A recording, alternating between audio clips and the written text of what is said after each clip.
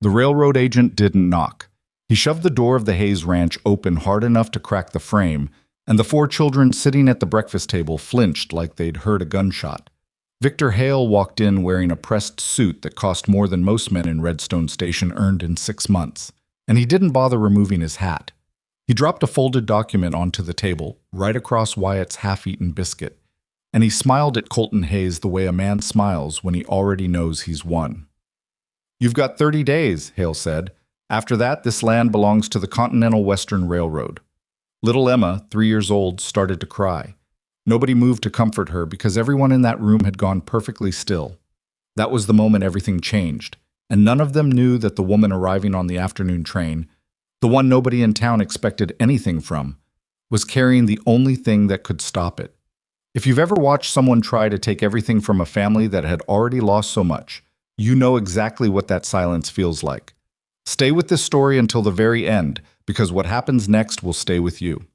And if you haven't already, subscribe to this channel so you never miss the stories we tell here, the ones about ordinary people who turn out to be anything but. Hit that like button and drop a comment telling me what city or country you're watching from. I want to see how far this story has traveled. Now let's go back to where it really started. Colton Hayes had not slept well in 4 months. That was how long it had been since the first letter arrived from Continental Western Railroad, a politely worded document that managed to be threatening without containing a single outright threat. The company claimed that the eastern boundary of the Hayes property overlapped with a railroad corridor established 7 years earlier. The letter said the discrepancy had only recently come to light. It said the company hoped to resolve the matter amicably. It said a representative would be in contact. Colton had read that letter 3 times at the kitchen table and then folded it and put it in the drawer beneath the family Bible, where he kept things he didn't want the children to see. Then he'd gone out to the barn and stood there for a long time in the dark, listening to the horses breathe, because the barn was the only place on the property where he could fall apart without anyone watching. The ranch had been in his family for 19 years. His father had broken the ground. His mother had planted the first kitchen garden. Colton had been born in the back bedroom, and his wife, Clara, had died in that same room 4 years ago, 2 days after Emma came into the world. The ranch was not just land. It was the only continuous thread connecting everything he'd ever loved, and now a railroad company with lawyers and money and political connections was telling him that the boundary markers had been wrong from the beginning. He didn't believe it. But belief didn't matter much against a company that could afford to drag a case through territorial court for 5 years.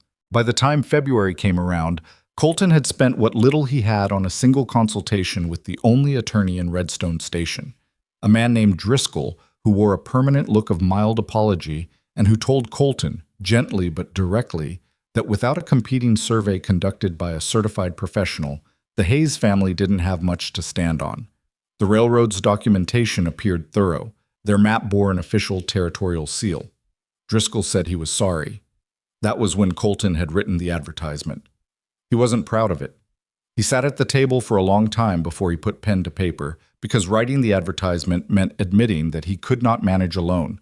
4 children under 7, a ranch that needed 2 sets of hands to run properly, and a legal fight that was going to demand every spare hour he had. He needed help. He needed a partner. And there was exactly one kind of arrangement available to a widowed rancher in the Wyoming Territory in 1883 that didn't require money he didn't have. The advertisement was honest, which he figured was the least he could do. He described the ranch accurately: productive but not prosperous, remote but not isolated, a real working property with real working demands. He described the children by name and age. He mentioned that their mother had passed and that they were good children who had been through enough without being made to feel like a burden. He said he was not looking for a housekeeper or a servant. He was looking for someone willing to build something together, in good faith, on difficult ground. He did not mention the railroad. The response came from a woman named Vivienne Ashcroft, writing from a boarding house in Laramie. Her letter was short and careful and told him very little about her circumstances while somehow managing to tell him quite a lot about her character. She wrote clearly, without flourish. She said she had read his advertisement twice and that she appreciated its honesty, which was rarer than people seemed to realize. She said she had experience with hard work and was not frightened of it. She said she understood the children had already suffered loss and that she would not attempt to replace what they had lost, only to offer what she could. She did not include a photograph. Colton had written back. 3 letters passed between them over 6 weeks. Careful, measured letters, both of them feeling their way forward like people crossing ice they weren't sure would hold. He noticed that she never talked about family. She never mentioned where she was from originally, or what had brought her to Laramie, or what she had done before the boarding house. He noticed the gaps, but didn't press. He had his own gaps, and he figured she'd earned the right to hers. By April, they had agreed on a date. She would arrive on the afternoon train on the 14th. Colton told the children 3 days before she was due. He sat them down at the kitchen table after supper. Wyatt, Owen, Lily, Emma. And he chose his words the way he chose everything these days, carefully and without much confidence that he was doing it right. "There's going to be a woman coming to stay with us," he said. "Her name is Miss Vivienne. She and I are going to get married." Wyatt, who was 6 and had recently decided that he was old enough to have opinions about everything, looked at his father with an expression that mixed suspicion and something else. Something that looked almost like hope, which made it harder to look at. "Why?" he said. "Because we need the help," Colton said, "and because she needs a home." "Does she know about Emma?" Owen asked. Owen was 5 and had a tendency to ask questions that sounded simple and weren't. "She knows about all of you," Colton said. "I told her your names." Lily, who was 4 and had spent the last year watching everything with the kind of quiet attention that made adults uncomfortable, said nothing. She looked at her father and then looked at the door and then looked back at her father. Emma climbed off her chair and walked around the table and pushed herself onto Colton's lap without being asked, and he put his arm around her automatically, and for a moment nobody said anything. "Is she going to be like Mama?" Wyatt said finally. Colton took a breath. "No," he said. "She's going to be like herself. That's all anybody can be." The morning of the 14th, Colton drove the wagon into Redstone Station alone. He left the children with his neighbor, May Delaney, a woman in her 60s who smelled of tobacco and had strong opinions about everything and was, despite all of that, genuinely kind. May had been skeptical about the mail-order arrangement from the moment Colton mentioned it. "You don't know a thing about this woman," she'd told him. "I know enough," he said. "You know what she chose to write down in a letter," May said. "That's not the same thing." She wasn't wrong, but Colton didn't have a better option, and he was tired enough that he'd stopped waiting for one. The station platform was more crowded than usual when the afternoon train pulled in. Word had gotten around, the way word always got around in a town of 400 people, and there were a dozen bystanders arranged with varying degrees of subtlety along the platform edge, some of them genuinely there to meet passengers, and some of them there to see what the Hayes woman looked like. Colton stood near the far end of the platform with his hat in his hands, which he hadn't entirely intended but couldn't seem to stop. He watched the train doors open.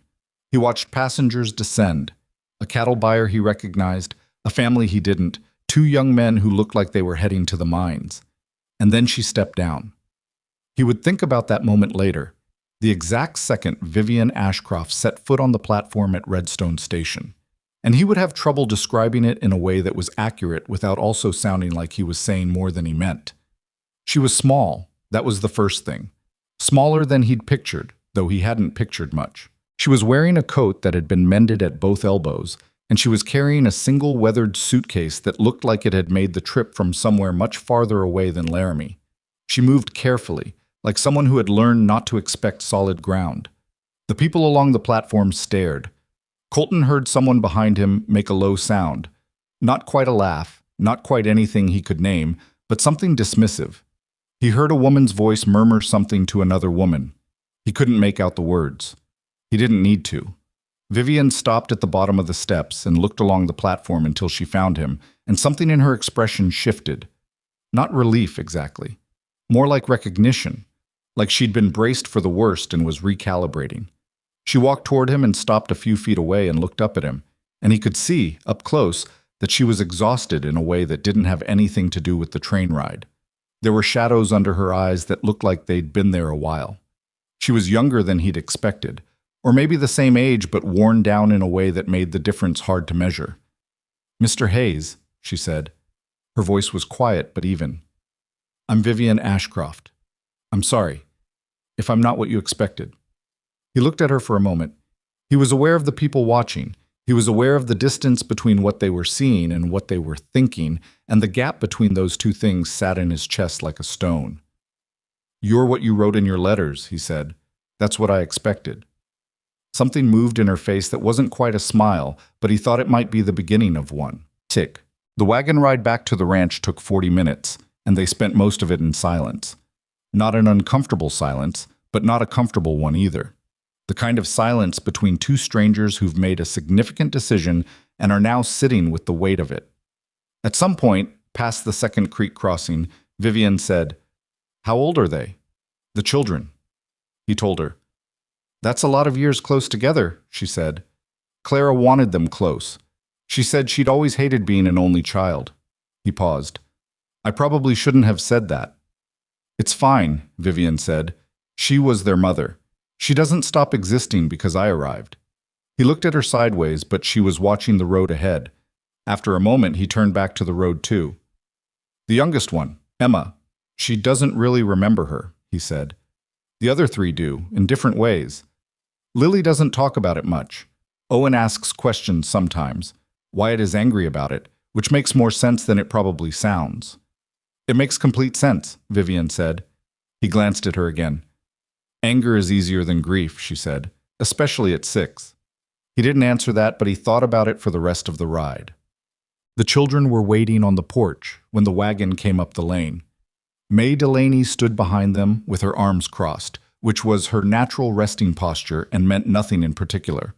The 4 of them were arranged in descending height: Wyatt, Owen, Lily, Emma, like something out of a photograph, except that Wyatt had his arms crossed too, which he'd picked up from May, and Owen was eating something he definitely hadn't been given permission to eat, and Lily was watching the wagon with that careful, contained expression of hers, and Emma was holding on to Lily's hand with both of hers.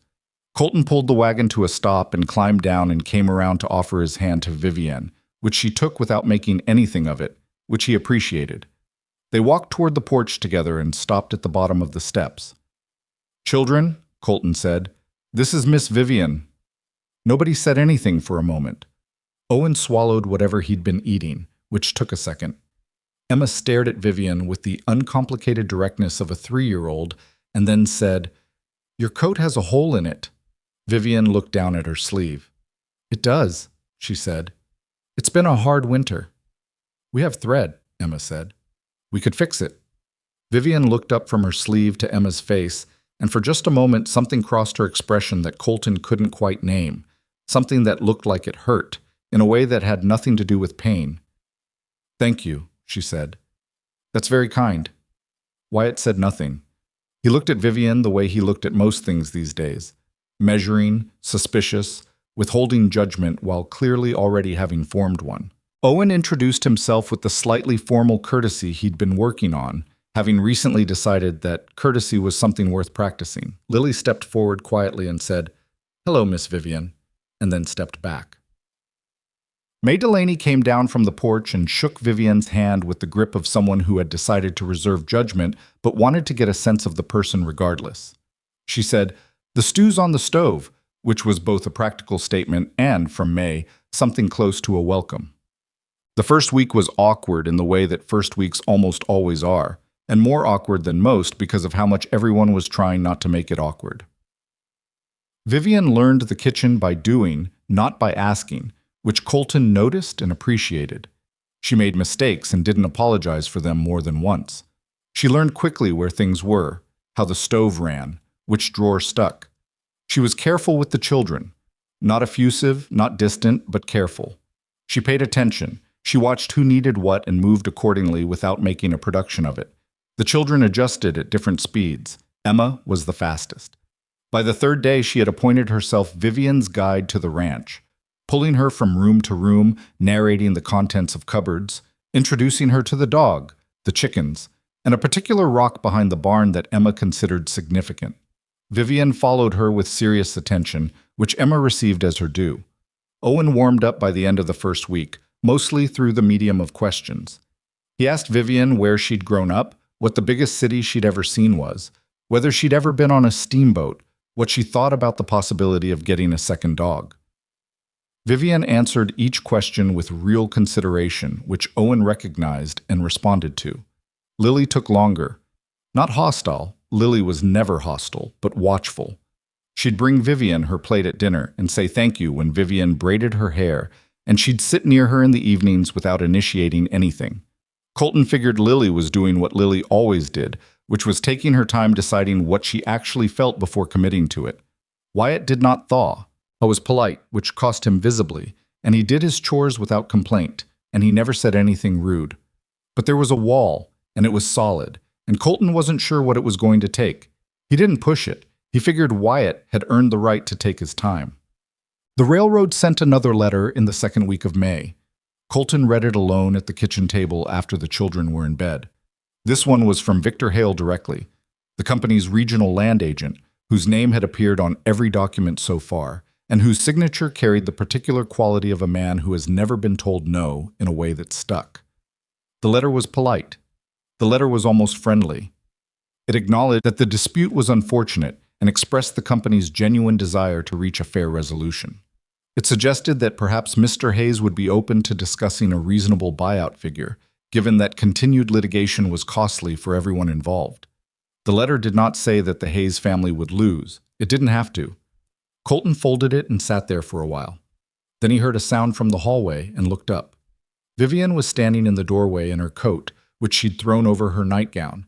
Apparently she'd already stopped sleeping through the nighttime noises of a ranch house the way newcomers sometimes took a while to stop doing.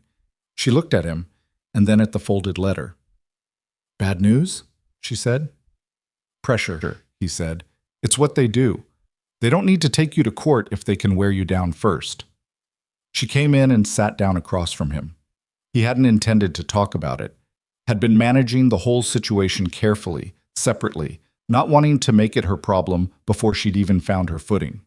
But she was sitting across from him and looking at him directly, and something about the way she did that, without any particular urgency, just a kind of level attention, made it hard to keep things in their compartments. He told her about the land claim, about the railroad's documentation, about Driscoll, and what Driscoll had said about needing a competing survey, about the 30 days. She listened without interrupting, which most people were not good at. When he finished, she was quiet for a moment. Then she said, "Can I look at the map? The one the railroad submitted." He looked at her. "Why?" She paused. Just a beat. A brief, almost imperceptible hesitation that he noticed but couldn't interpret. "I just want to understand what we're working with," she said. He got up and retrieved the map from the drawer and spread it on the table between them. She looked at it. Really looked at it. Not the way someone glances at a document to seem helpful, but with a focus that was specific and trained. She leaned over it. Her finger traced the eastern boundary line without touching the paper. Her lips moved very slightly, and he realized she was counting something, intervals maybe, or measurements. "There," she said after a long moment. "There what?" She pointed to a section of the line. "This boundary marker, the notation here, the reference point they're using. It's different from the one in the original federal land grant." She looked up at him. "Do you have the original grant document? The one from when your father filed?" He did. He got it.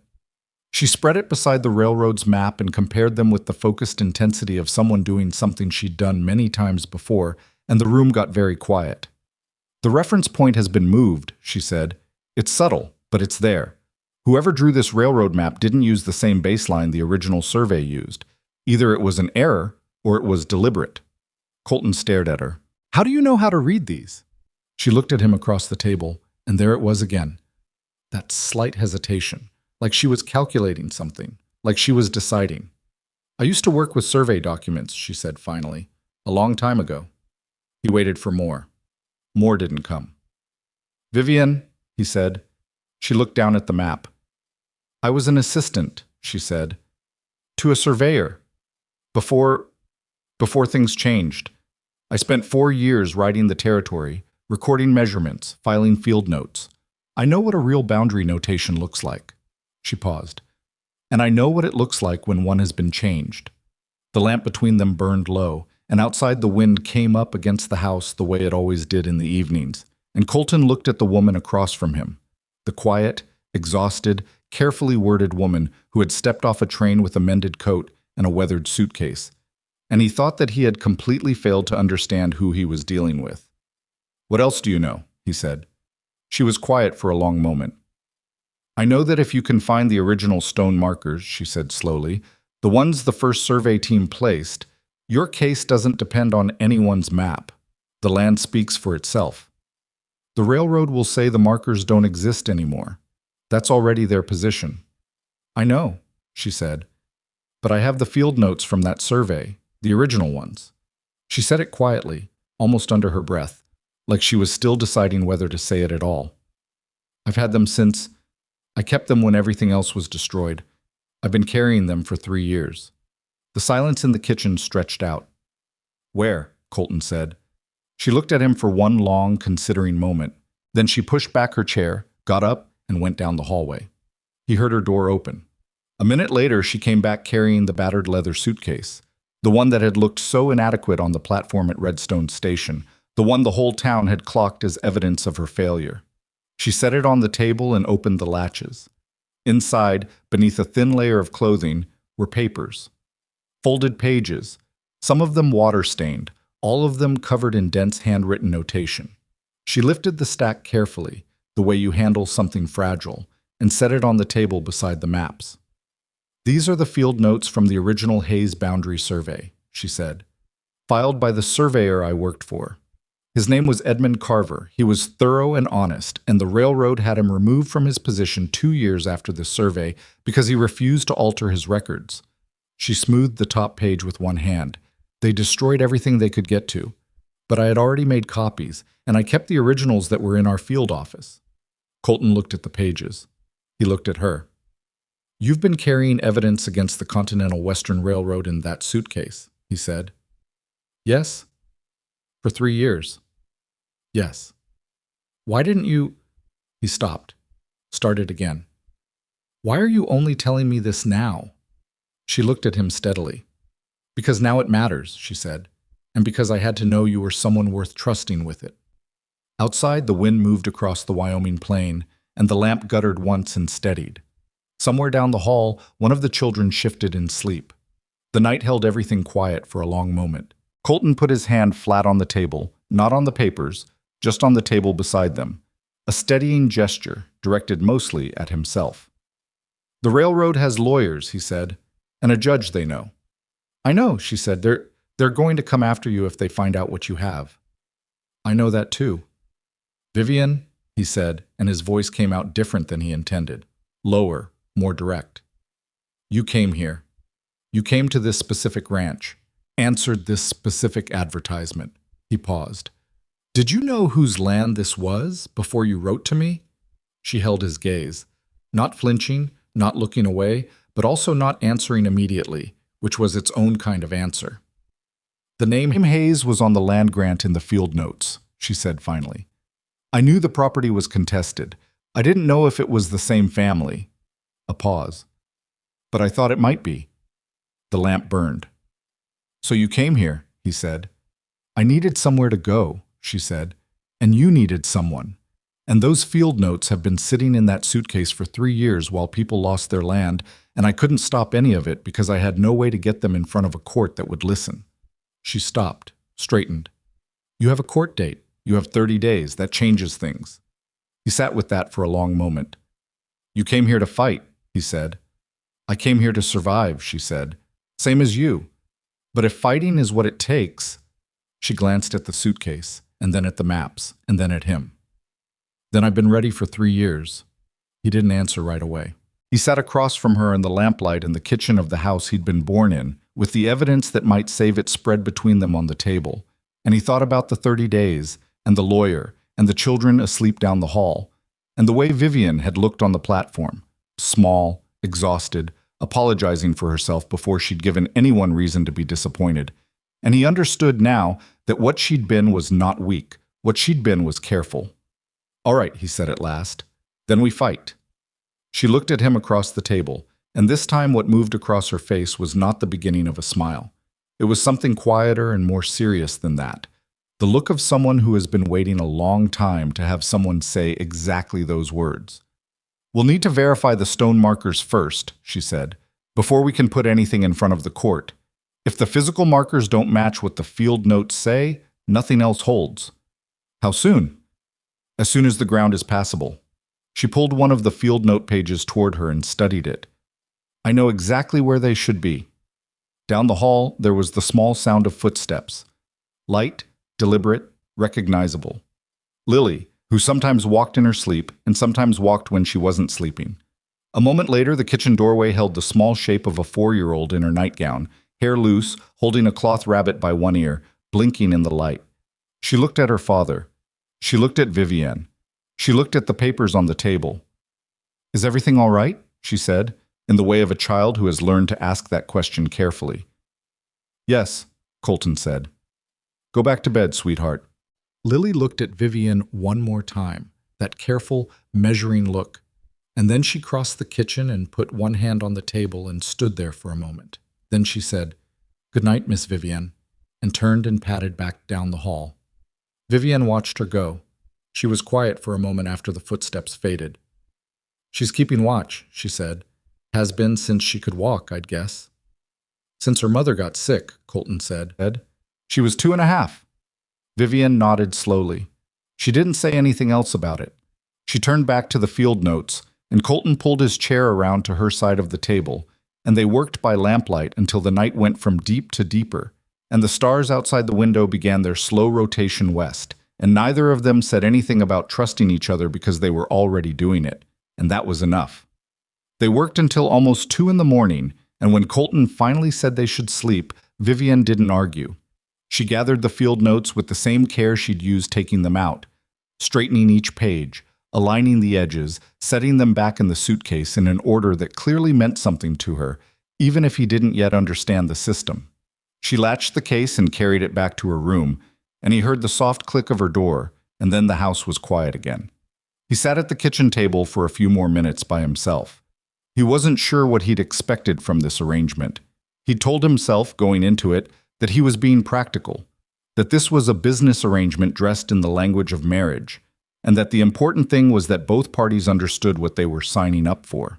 He'd told himself that feelings were not the point, that surviving was the point, that getting the children through the next year intact was the point.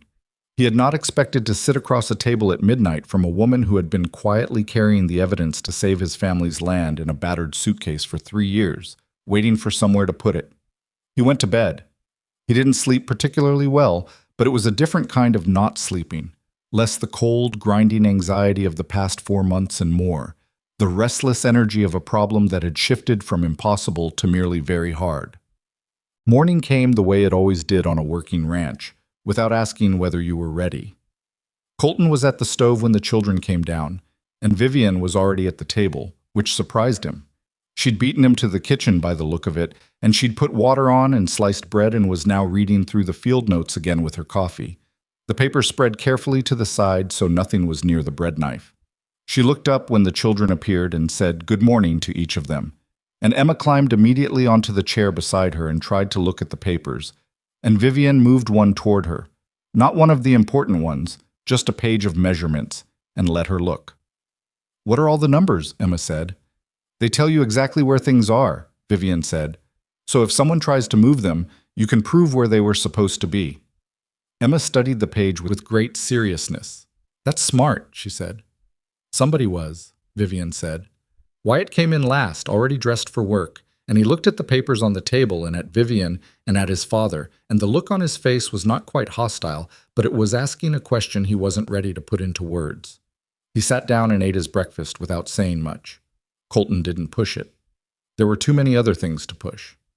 After breakfast, Colton told May Delaney about the field notes. May came over mid-morning. She did most days, to check in on the children or help with something, or to drink coffee and offer opinions nobody had asked for.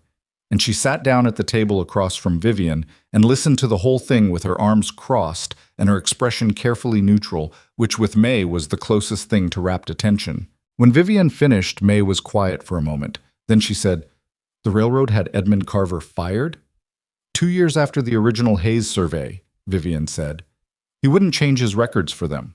They found reasons, questioned his methods, challenged 2 of his other surveys, made it too expensive and too exhausting for him to keep fighting. She paused. He retired to Montana. I don't know if he's still alive. Could he testify? Colton said. Vivienne shook her head slowly. Possibly. But we can't count on it, and we don't have time to try to locate him. What we have is better, if the stone markers are where my notes say they are. She smoothed a page on the table. Physical evidence doesn't get tired. It doesn't have its reputation questioned. You show the judge the marker, you show him the notes that predicted exactly where it would be, and the railroad's altered map becomes what it is. May looked at Vivienne the way she looked at everything, carefully, without committing. Then she said, "You're not what I expected." "I know," Vivienne said. "I'm getting used to hearing that." May made a short sound that might have been approval. "All right," she said. "What do you need from me?" What they needed, as it turned out, was time, and the particular kind of practical help that only a woman like May could provide. While Colton and Vivienne planned the boundary walk, May took the children, kept them occupied, fed them without complaint, and managed the particular diplomacy of 4 children between 3 and 6 who were not accustomed to their household being rearranged. Wyatt remained the problem. It wasn't anything overt. He did what he was asked. He was never rude to Vivienne's face. But on the 3rd morning, when Colton went to find him after breakfast and couldn't, he checked the barn first out of habit and found his son sitting on an overturned bucket in the far corner, doing nothing, just sitting. "Wyatt," he said. "I'm fine," Wyatt said, before Colton could say anything else. "I didn't ask."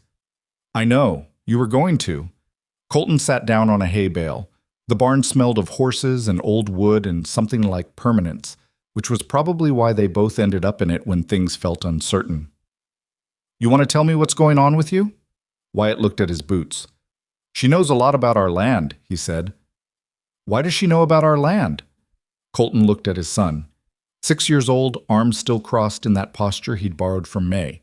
Jaw set in a way that looked a lot like the way Clara's jaw had set when she'd decided something. "She worked with surveyors," Colton said. "She knows about land records and property lines. That's why she can help us." "But she knew before she came," Wyatt said. He looked up. "She knew about our land before she got on the train, didn't she?" He was 6. Colton kept forgetting, in moments like these, that 6 could be that perceptive. "She knew this land was in dispute," he said. "Yes. So she didn't just come because she wanted a home," Wyatt said. "She came because of the land." "People can have more than one reason for doing something," Colton said. Wyatt thought about this. He was quiet in the way he got when he was actually processing, rather than just deciding he'd already made up his mind, which gave Colton a small amount of hope. "Is she going to leave after?" he said finally. "After the court thing?" "No," Colton said. "She's not."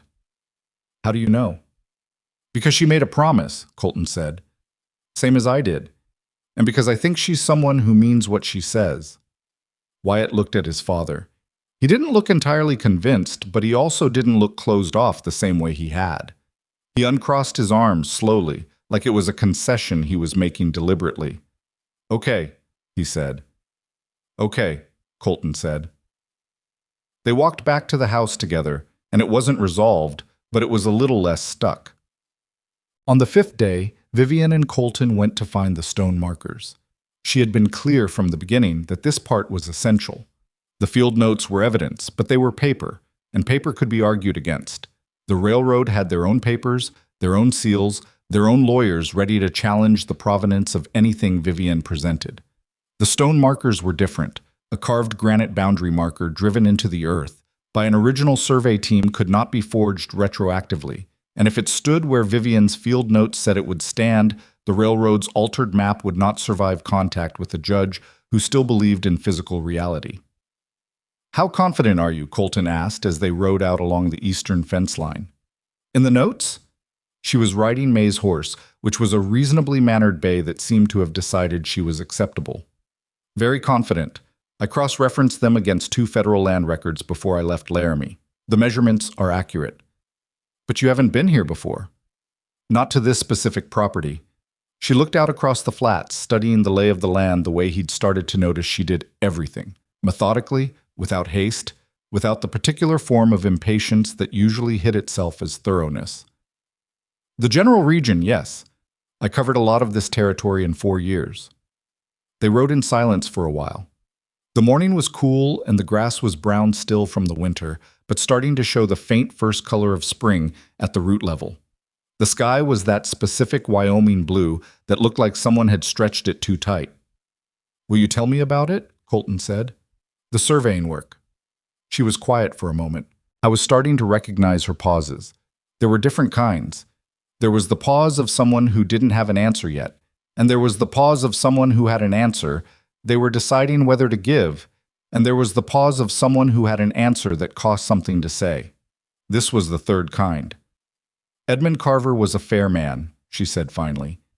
"He hired women as assistants when no other surveyor in the territory would, because he cared about accuracy more than convention, and he said women were better at transcription because they'd been trained from childhood to pay attention to things men assumed weren't worth noticing."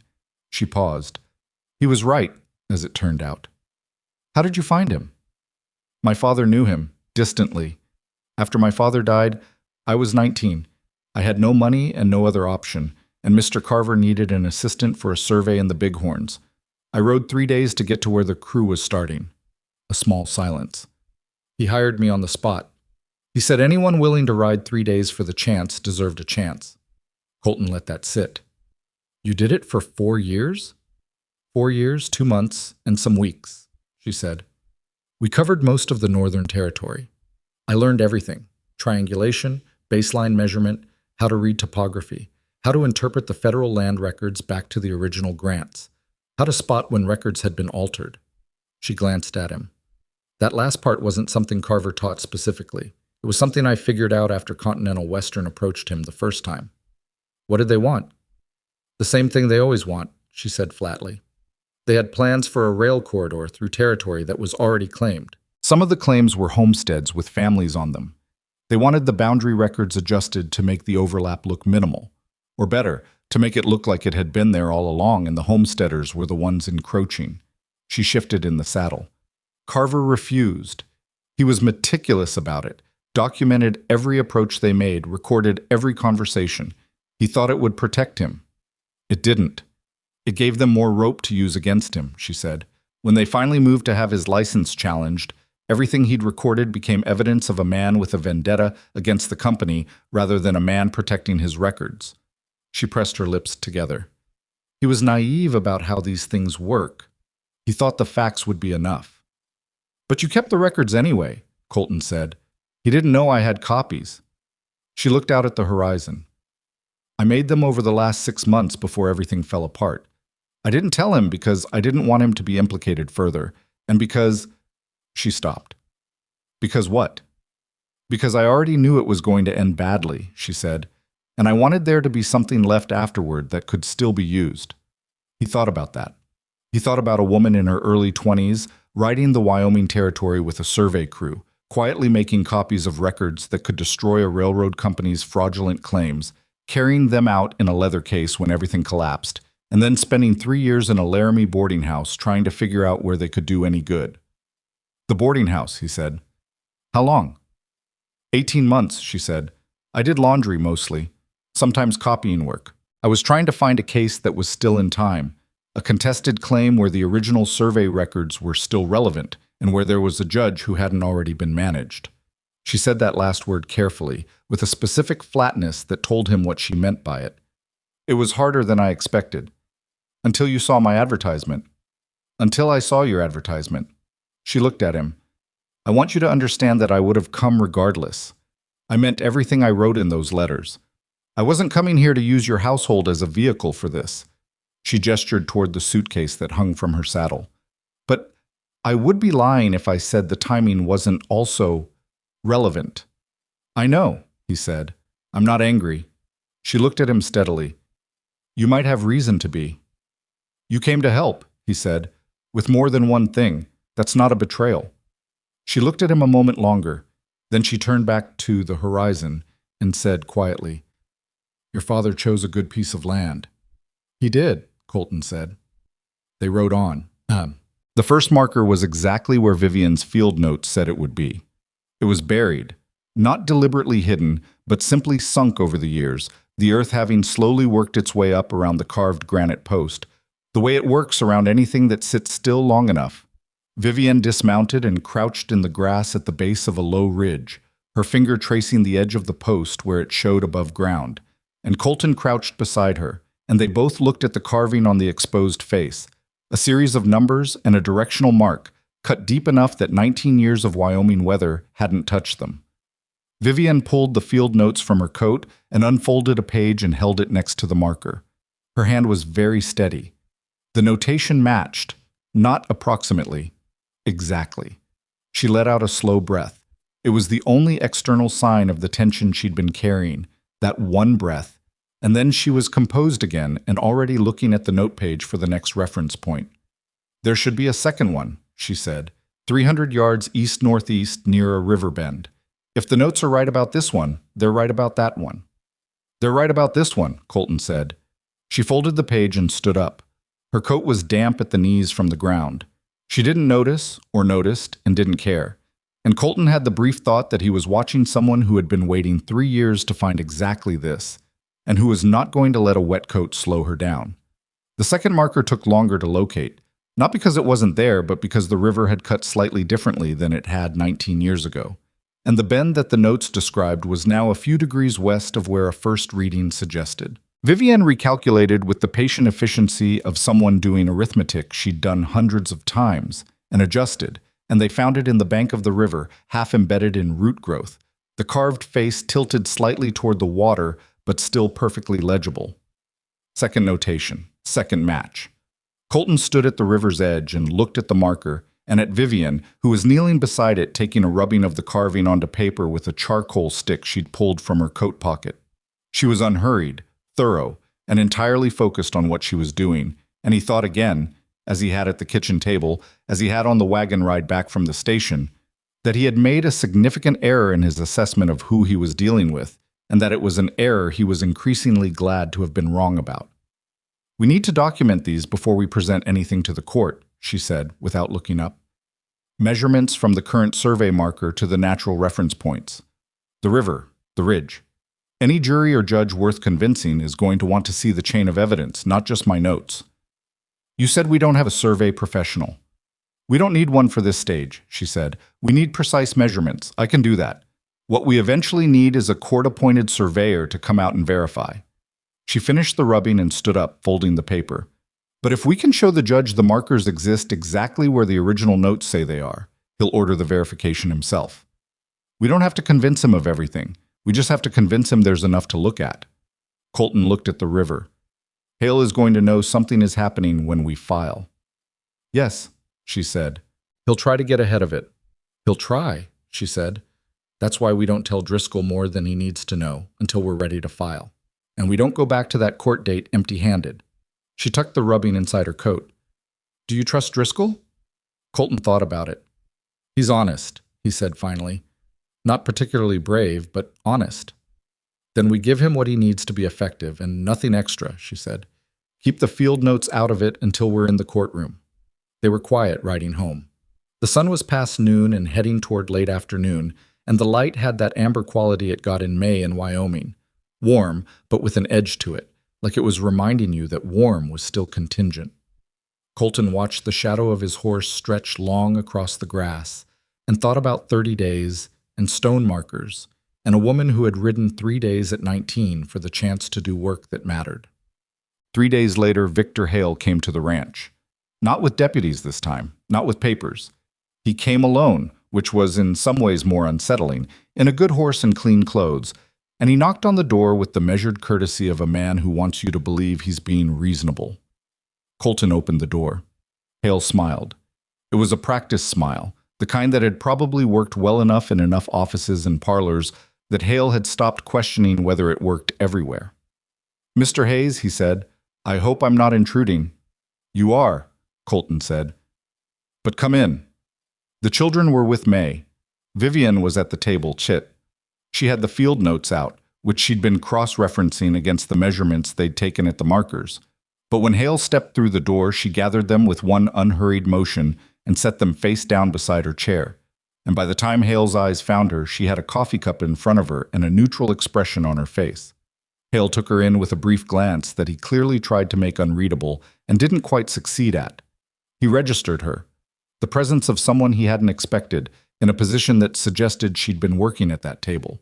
And then he redirected to Colton with the smooth ease of a man used to quickly recalibrating.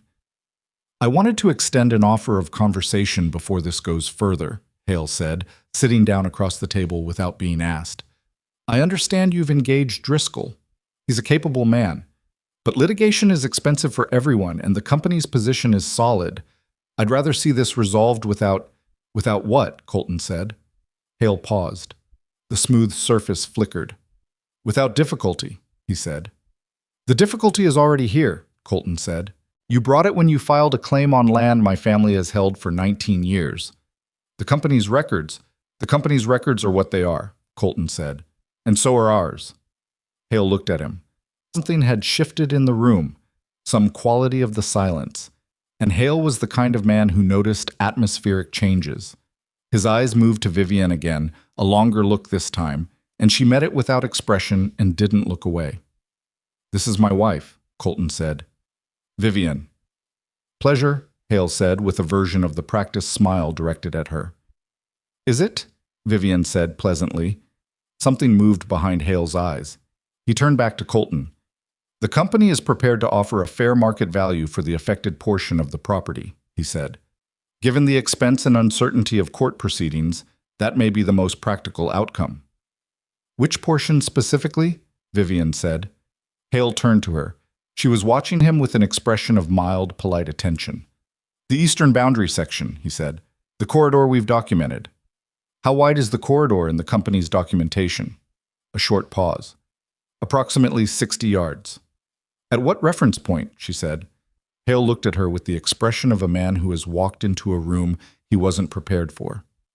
"I beg your pardon?" "The baseline reference for the eastern boundary measurement," she said. "What does the company's survey use as its primary reference point?"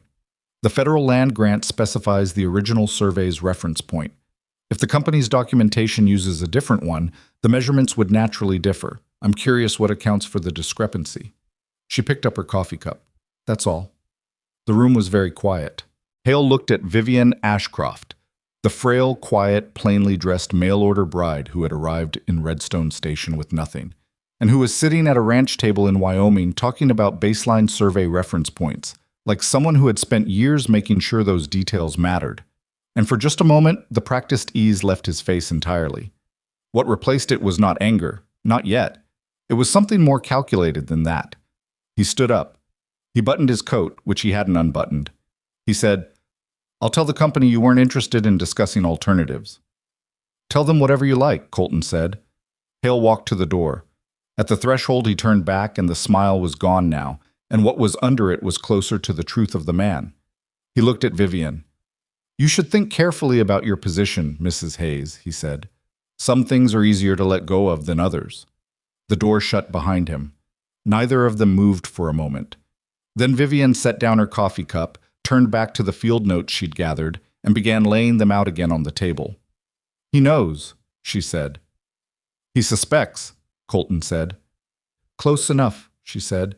"We need to move faster. What's that?" The days that followed had a quality of controlled urgency that Colton hadn't experienced before. Not the anxious, reactive urgency of the past 4 months, where he'd been responding to one threat after another without any footing of his own, but something more purposeful. They had something now. They had the markers, and they had the notes, and they had a direction, and the difference that made to his ability to sleep at night was something he hadn't fully anticipated. Vivienne worked. That was the only way to describe it. She worked with the focused intensity of someone operating on borrowed time, which in practical terms they were. She produced a detailed written account of the field notes' provenance, her own history with Edmund Carver's survey operation, and the specific alterations visible in the railroad's submitted map compared with the federal land grant baseline. She wrote it in clear, formal language, without emotion, in a style that Colton recognized as the particular prose of someone who had spent years writing official documentation. He watched her do it across the dinner table while the children did their reading lessons, and he thought about what she'd said the first night. "I came here to survive, same as you." And he thought that surviving looked different from the outside than it did from inside the person doing it, and that he had been doing Vivienne Ashcroft a specific kind of disservice from the moment she stepped off that train. Owen, Vivienne said without looking up from her writing. You're reading the same line again. Owen, who had been staring at the ceiling while his finger tracked mechanically across the page, looked surprised and then guilty and then impressed against his will. How did you know? Your finger wasn't moving at your reading speed, she said. It was moving at your pretending to read speed. There's a difference, Owen said. There's always a difference, she said, and turned a page. Owen went back to his book with a slightly more genuine effort. Across the table, Lily glanced at Vivienne and then at her own book, and then allowed herself, briefly and without wanting to be seen doing it, to smile. Wyatt watched all of this from the end of the table where he was supposedly doing his arithmetic. He didn't say anything, but his pencil slowed down for a moment, and the set of his shoulders shifted almost imperceptibly. Colton noticed. He was doing a lot of noticing these days. 8 days before the court date, Driscoll came out to the ranch. Colton had sent a note asking him to come, but hadn't said more than that. Driscoll arrived looking mildly anxious, which was his baseline, and sat down at the kitchen table and accepted coffee, and Colton nodded to Vivienne. She laid the documentation out in order. The original federal land grant, the field notes, with the provenance account attached, the rubbings from the stone markers, each with the location measurements they'd taken, the side-by-side comparison of the railroad's submitted map against the land grant baseline, with the reference point discrepancy highlighted in the margin. Driscoll looked at all of it without speaking. He picked up one page, set it down, picked up another. He looked at the rubbings, and then at the field notes, and then at Vivienne. You took these measurements yourself? He said. Together, Vivienne said, glancing at Colton. He measured, I recorded. We can both testify to the process. And the field notes? You have documentation of their provenance? Your original employment with Edmund Carver's operation? I have 3 letters in my possession from Carver on his professional letterhead that reference my work on the Hayes survey specifically, she said. I can produce those. Driscoll looked at the page in his hand. He was quiet for a long moment. He was one of those people who thought visibly. You could see the processing, the calculation, the cautious optimism being tempered by the equally cautious awareness of what could go wrong. This reference point discrepancy, he said finally. If the railroad surveyor is brought in to testify, they'll claim it's a standard variation in interpretation, Vivienne said. I've already written a rebuttal to that argument. The federal land grant doesn't allow for interpretive variation on the baseline reference. The language is specific. She slid a page across to him. Page 3. The relevant statute is cited in the footnote. Driscoll looked at the page. Then he looked at Vivienne. Then he looked at Colton. Where did you find her? He said. She found me, Colton said. Driscoll set the page down carefully. All right, he said, and it was the first time Colton had heard genuine confidence in the man's voice. All right, we're going to need the court to order an independent verification of the stone markers. I'll file for that immediately. With this documentation, he stopped, steadied himself. With this documentation, a reasonable judge will grant it. Is Judge Carver reasonable? Vivienne said. A beat. Judge Carver is fair, Driscoll said, with the precision of a man choosing his words carefully. He's also been known to move quickly when the evidence is clear. Then let's make the evidence as clear as possible, Vivienne said. Outside, the evening was coming down over the ranch, that particular Wyoming evening that turned the sky copper and violet above the flats. And inside the kitchen, Driscoll gathered the documents with the reverence of someone who understands what he's holding, and Colton felt for the first time in 4 months that the ground beneath his family was solid. Not safe, not yet, but solid. And for tonight, that was enough. May Delaney came in through the back door with the children behind her, all 4 of them smelling of the outdoors in the early evening, and Emma went straight to Vivienne and climbed onto her lap without asking, which she had stopped bothering to ask about 3 days ago. And Vivienne put her arm around her automatically and kept talking to Driscoll about the filing timeline, and Wyatt stood in the doorway and watched, and this time he did not cross his arms. Colton saw it. He looked away before Wyatt could notice him looking.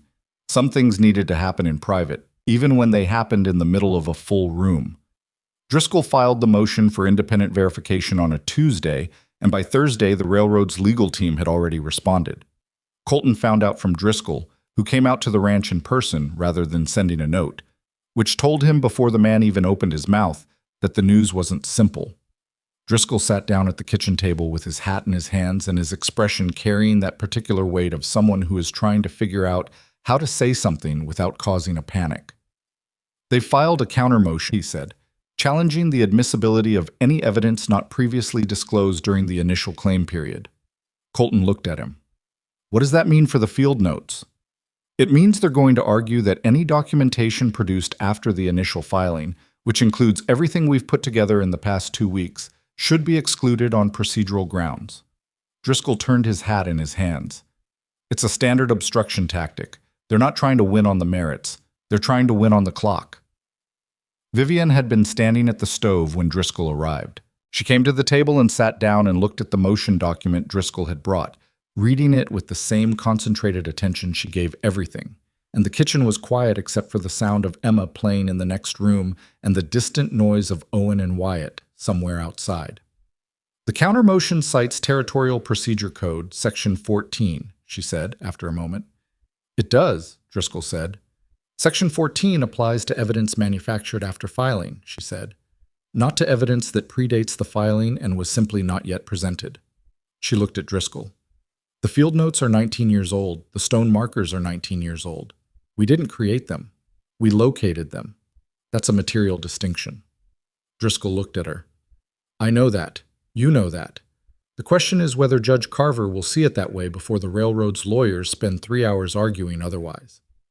Then we need to get in front of him before they do, Vivienne said. We don't have that kind of access. Driscoll, Colton said. The lawyer stopped.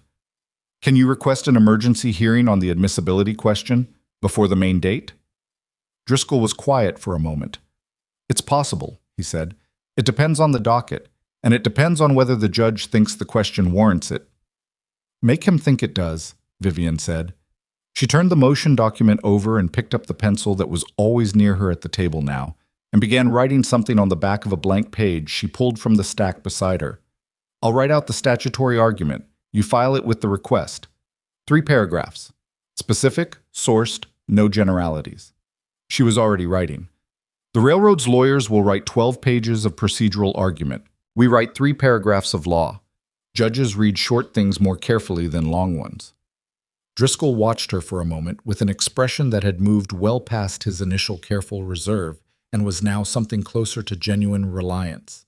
He wasn't accustomed to being told how to do his job in his own voice by someone who hadn't passed the bar. But he also wasn't, at his core, a proud man. He was a careful one, and careful men recognized useful counsel when it arrived, regardless of where it came from. All right, he said. She wrote. He watched. Colton got up and poured more coffee for everyone, and outside the sun moved across the Wyoming sky the way it always did, indifferent to the particular drama playing out under it. The emergency hearing was granted for the following Monday, 4 days before the main court date. The news came back through Driscoll on Friday afternoon, and it produced in the Hayes household the particular sensation of a door opening onto something that might be good or might be terrible, and not yet being able to see which. Colton told the children at dinner that there was going to be a court hearing in town on Monday, and that he and Miss Vivienne would be going, and that May would stay with them for the day. Are we going to lose the ranch? Wyatt said. The table went very quiet. Owen stopped eating. Lily looked at her plate. Emma looked at Wyatt and then at her father with the expression of a child who has understood the emotional temperature of a room without understanding its content. Colton looked at his son. Wyatt was watching him with the directness he'd had since infancy. Eyes forward, no flinching from what he was asking, already braced for an answer he didn't want. No, Colton said. But it might happen, Wyatt said. It might happen, Colton said. But we're fighting it, and we have good reasons to think we'll win. Wyatt looked at Vivienne. Is that true? Vivienne met his look directly. She didn't soften it or qualify it the way adults sometimes did with children when they were trying to protect them from reasonable fear. We have the truth on our side, she said. That matters. It doesn't guarantee anything, but it matters more than people sometimes give it credit for. Wyatt was quiet for a moment. Then he said, Okay, in the same tone he'd used in the barn, deliberate, a concession, and picked up his fork again. Lily reached across the table and briefly touched Vivienne's hand, once, without looking up from her plate. Then she went back to eating. It was such a small thing. It was the kind of thing you could miss if you were looking somewhere else. Colton wasn't looking somewhere else. The weekend before the hearing was the hardest stretch of waiting Colton could remember, which was saying something given the past 4 months. There was nothing more to prepare. Vivienne had done everything that could be done, written everything that could be written, organized the documentation into a sequence that told its own story even before anyone presented it. The field notes, the provenance account, the rubbings from the stone markers, the statutory argument on admissibility. It was as complete as it was going to get. That left 2 days of existing in a house where the outcome was still uncertain, which turned out to be its own kind of difficult. Saturday morning, Vivienne took Lily and Emma outside to the kitchen garden and spent 2 hours pulling the last of the winter weeds and turning the soil for planting. Colton watched from the barn doorway for a while, ostensibly repairing a harness that needed attention. Emma narrated everything she was doing in real time, which was her natural mode of operating, and Lily worked quietly beside Vivienne and occasionally asked questions about which plants went where and why. Vivienne answered each one with specificity. She knew gardens as well as she knew survey maps, apparently, which Colton filed away without comment. After a while, Wyatt drifted over from wherever he'd been and stood at the edge of the garden with his hands in his pockets. He didn't offer to help. He just stood there, and after a few minutes he crouched down and started pulling weeds from the row nearest to where Vivienne was working, without saying anything about it. Vivienne didn't make a thing of it. She just moved her work down the same row in his direction, and they worked in parallel for a while, and eventually Wyatt said, "What are you going to plant here?" And she told him, and that was all it took. Colton went back to the harness. He felt something in his chest that he didn't have an immediate name for. Not happiness, exactly, but something in the same territory. Something like the possibility of happiness, deferred slightly, but present. Saturday evening was different. He found Vivienne at the table after the children were in bed, and she wasn't working. She was sitting with her hands around her coffee cup and staring at nothing in particular. And when he came in, she looked up with the slightly startled expression of someone pulled out of something that had been consuming her. "You should sleep," he said. "I know," she said. She didn't move. He sat down across from her. He'd started to notice that the most significant conversations they had happened at this table, in the evenings, when the house was quiet. He wasn't sure if that was because the quiet was necessary for the conversations, or because the conversations were what filled the quiet. "Tell me what you're worried about," he said. She looked at him. "Which part?" "The part you haven't said yet." She was quiet for a moment, turning the cup in her hands. "Victor Hale knows what we have," she said, "or knows enough. He's not going to sit and wait for Monday's hearing to go against him." "What do you think he'll do?" "What men like him always do," she said. "He'll try to get ahead of it, find a way to discredit the evidence before it gets in front of the judge." She looked at him directly. "Or discredit me." Colton held her gaze. "On what grounds?" "On whatever grounds he can manufacture." She set the cup down. "I worked for a man the railroad destroyed. I've been carrying evidence against them for 3 years. I arrived in this county 2 weeks before a court date on a case directly involving their land claims. If he can make that look like a scheme rather than what it actually is..." She stopped. "What is it actually?" he said. Not to challenge her, to hear her say it. She looked at him steadily. "Someone trying to fix something that was broken," she said, using the only tools she had. "Then that's what we say," he said. "Courts don't always want the truth," she said. "They want a coherent story, and the railroad's lawyers are very good at coherent stories." "So are you," he said. She looked at him for a long moment. He could see the exhaustion in her face. Not just the exhaustion of this week, but the older exhaustion, the kind that had been living there since before she arrived, since before Laramie, since whatever had happened in the years between Edmund Carver's survey crew and the Redstone Station platform. He didn't know the full shape of it yet. He understood it was there. "I need you to trust me on Monday," she said, "when we're in that courtroom. If I say something or do something that seems..." She paused. "I need you to let me finish, even if it looks like it's going the wrong direction." "I trust you," he said. "You've trusted me for 2 weeks," she said. "That's not the same as trusting me in front of a judge with your land at stake." "Vivienne," he said. He waited until she was looking at him. You've had those field notes for 3 years. You could have sold them. You could have traded them for a better position than a Laramie boarding house.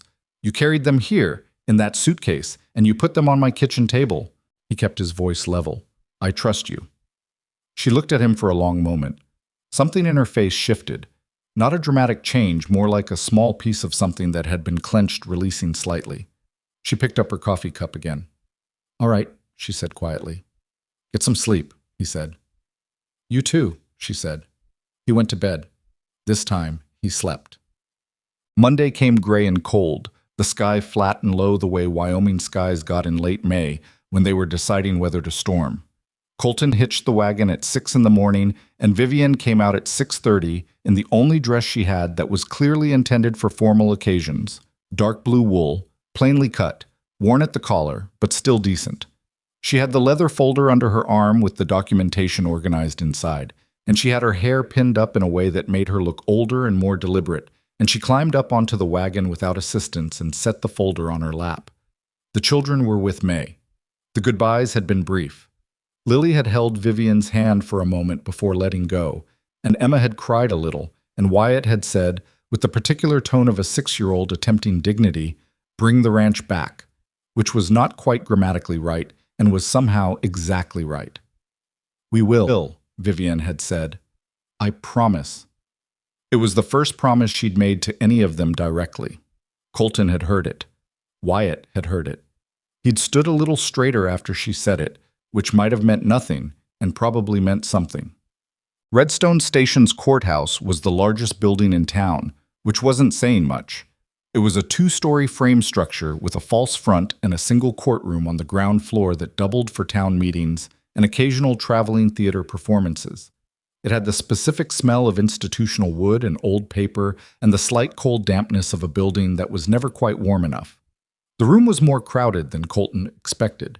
He understood immediately, looking at the rows of chairs and the people filling them, that word had gotten out, not just about the hearing, but about what the hearing involved.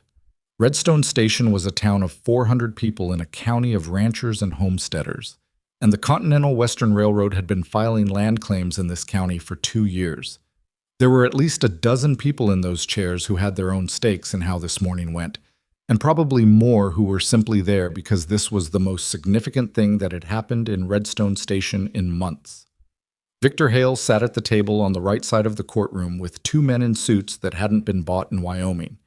His face was arranged in the confident, faintly bored expression of someone who expects to prevail on procedure and has arranged everything accordingly. He looked at Vivienne when she came in. His expression didn't change. That was what was careful about it. The non-change was deliberate, a decision not to react, which was itself a reaction. Driscoll met them near the door and leaned in close. "The railroad's lawyers filed an additional brief this morning," he said, "challenging your wife's standing to present evidence. They're arguing she has a personal history of conflict with Continental Western that compromises her credibility as a witness." Colton felt his jaw tighten. He looked at Vivienne. She had already taken the new brief from Driscoll and was reading it. Her face was entirely calm, which he had come to understand was not the absence of feeling, but the presence of focus. She finished reading, handed it back to Driscoll, and said, "The bias argument only holds if they can prove I fabricated the evidence. They can't prove that because I didn't. Let them raise it. It'll give us the opening to enter the full provenance account, which puts Carver's removal on the record." She looked at Driscoll. "That's better for us, not worse?" Driscoll stared at her for a beat. Then he said, "All right," and went to the table. Judge William Carver, no relation to Edmund, was a man in his early 60s with a gray beard and the permanent slight squint of someone who spent most of his career reading documents in poor light. He came in without ceremony, sat down, looked at both tables with equal and impersonal attention, and said, "We're here on a motion for admissibility. I'll hear arguments. Keep them brief. I've read the filings." The railroad's lead lawyer, a man named Prescott, who had the polished manner of someone trained in a city where polish was the default, stood up and delivered 12 minutes of argument about procedural timelines and the prejudicial nature of evidence disclosed after initial filing. He cited 4 cases, all from Eastern Territories. He was smooth and specific and spoke with the confidence of someone who had made this argument many times and won it. Then Driscoll stood up and spoke for 4 minutes and cited 2 statutes. And the argument he made, the argument Vivienne had written, was clean enough that you could follow every step of it without effort. Fabricated evidence falls under Section 14. Evidence that predates the dispute does not. The field notes were 19 years old. The stone markers were 19 years old. The railroad's own land claim acknowledged the original survey's existence. Excluding evidence that predates the dispute would create a procedural doctrine with no statutory basis and no precedent in territorial law. Judge Carver listened. He looked at his desk while Driscoll spoke, which in Colton's experience of the man from prior town meetings meant he was paying close attention rather than dismissing what he was hearing. When Driscoll sat down, Prescott stood again and raised the bias argument. Vivienne's personal history, her employment by a man who had been in conflict with the railroad, her alleged motivation in presenting evidence against a company that had ended her career. Your Honor, Driscoll said, before Judge Carver could speak, if the company wishes to raise the question of my client's witness credibility, we would welcome the opportunity to present the full account of her professional history, including the circumstances of Edmund Carver's removal from his position, circumstances that are directly material to the railroad's claim in this case. A short silence. Mr. Prescott, Judge Carver said, looking at the railroad's lawyer, do you wish to pursue the bias argument? Prescott looked at his papers. Something in the posture of the man shifted, almost imperceptibly. We believe the procedural question is sufficient, Your Honor, he said. Then we'll set the bias question aside, Judge Carver said. He looked at the documents in front of him. He was quiet for a moment. I'm going to allow the evidence. The procedural argument doesn't hold water, and I won't exclude material that predates the dispute on that basis. He looked at both tables. However, given the nature of the physical evidence, I'm ordering an independent survey verification. Court-appointed surveyor will assess the stone markers within the next 48 hours. Main hearing proceeds as scheduled on Thursday. He looked over his glasses. Are there any questions? There were none. Independent surveyor was a man named George Pollard from the territorial office, and he arrived Tuesday morning with an assistant and a set of instruments and the efficient, no-nonsense manner of someone who had been pulled off another job to do this one. He was not hostile and he was not friendly. He was simply professional, which was the best thing he could be under the circumstances. Vivienne rode out with him and the assistant and Colton, carrying her folder. She guided them to the first marker with the field notes open in her hand, reading coordinates the way someone reads a language they know well. Not translating, just understanding directly. Pollard watched her do it without comment, and when they reached the first marker and she crouched to show him the carving and then held the field note beside it, he crouched beside her and looked for a long time. The notation is original, he said, more to himself than to anyone. You can see the oxidation in the cuts. Yes, Vivienne said, 19 years worth. Pollard looked at her. You worked surveys? For 4 years, she said. He nodded once, slowly. Then you know I have to verify everything independently, he said. I'm not saying I doubt it. I know, she said. That's why I want you to. He checked his instruments. He took measurements. He checked the measurements against the field notes and against the federal land grant and against a clean copy of the railroad's submitted map that he'd brought from the territorial office. He did it methodically and without haste, and Colton stood back and watched and felt the particular sensation of someone waiting for a verdict that has already been rendered but hasn't been spoken yet. The second marker took longer to reach. Pollard made Vivienne stop twice so he could take additional triangulation readings before they moved on, which she accommodated without impatience. And when they got to the riverbank and found the second marker still half embedded in root growth. Exactly where her notes predicted, Pollard crouched down and looked at it for a solid 2 minutes without speaking. His assistant, who had been writing everything down, looked up and then looked at Pollard and then went back to writing. Pollard stood. He brushed dirt from his knees. He looked at the field notes and then at the marker and then at the railroad's map. And he looked at Vivienne and he said, the railroad's submitted boundary is approximately 63 yards east of where it should be, based on the original survey reference point. Yes, Vivienne said. That's not a transcription error, he said. That's a deliberate shift. Yes, she said. He looked at her for a moment.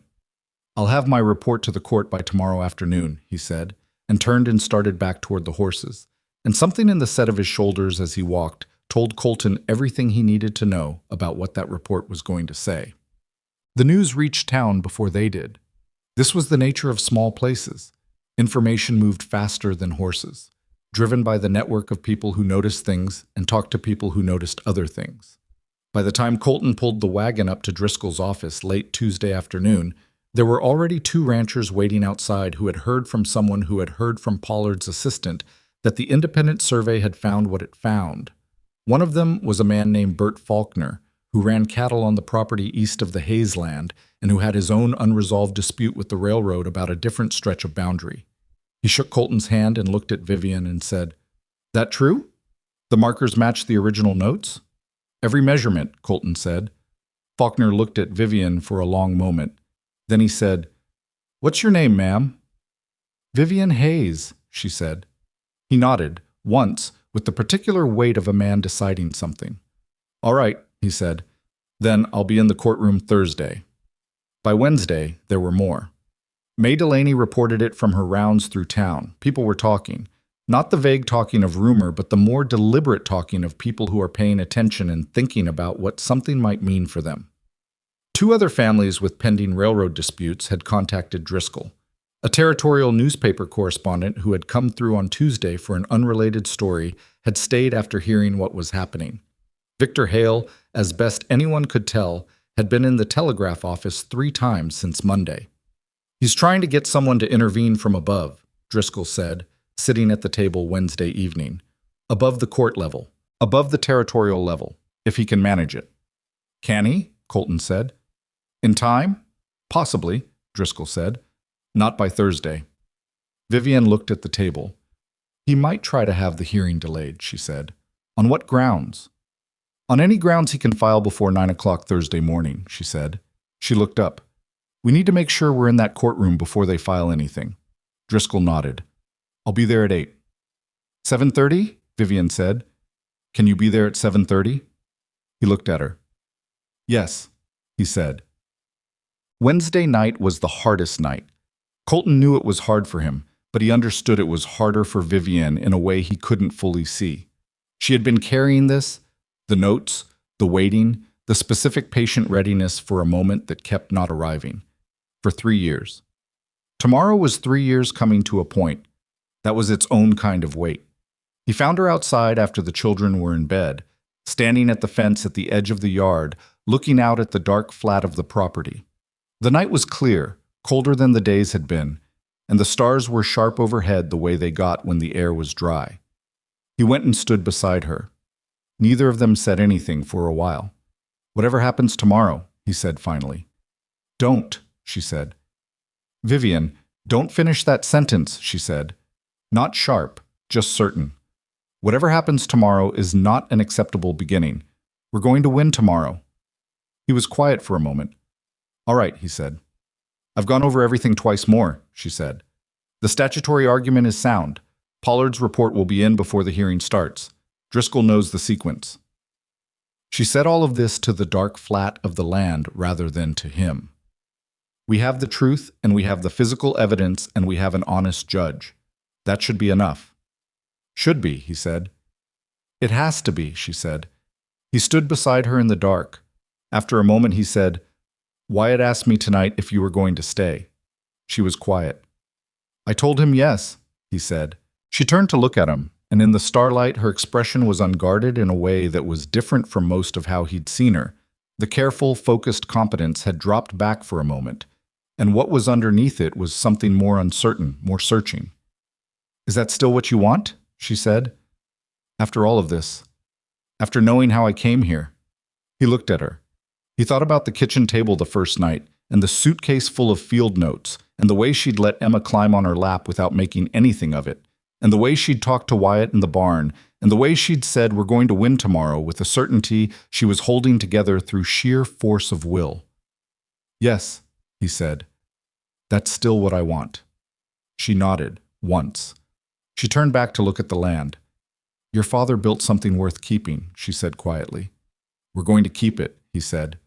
She didn't answer, but she didn't move away either, and they stood there together in the dark for a while, looking out over the Hayes land, 19 years of work and grief and growing things and holding on.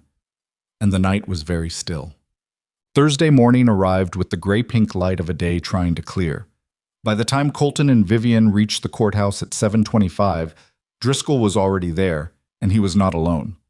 Bert Faulkner was there, and the Crenshaw family from the North Range, and a woman named Dorothy Marsh, whose husband had lost 40 acres to a railroad claim the previous fall, and who had driven 17 miles on her own in the dark to be present.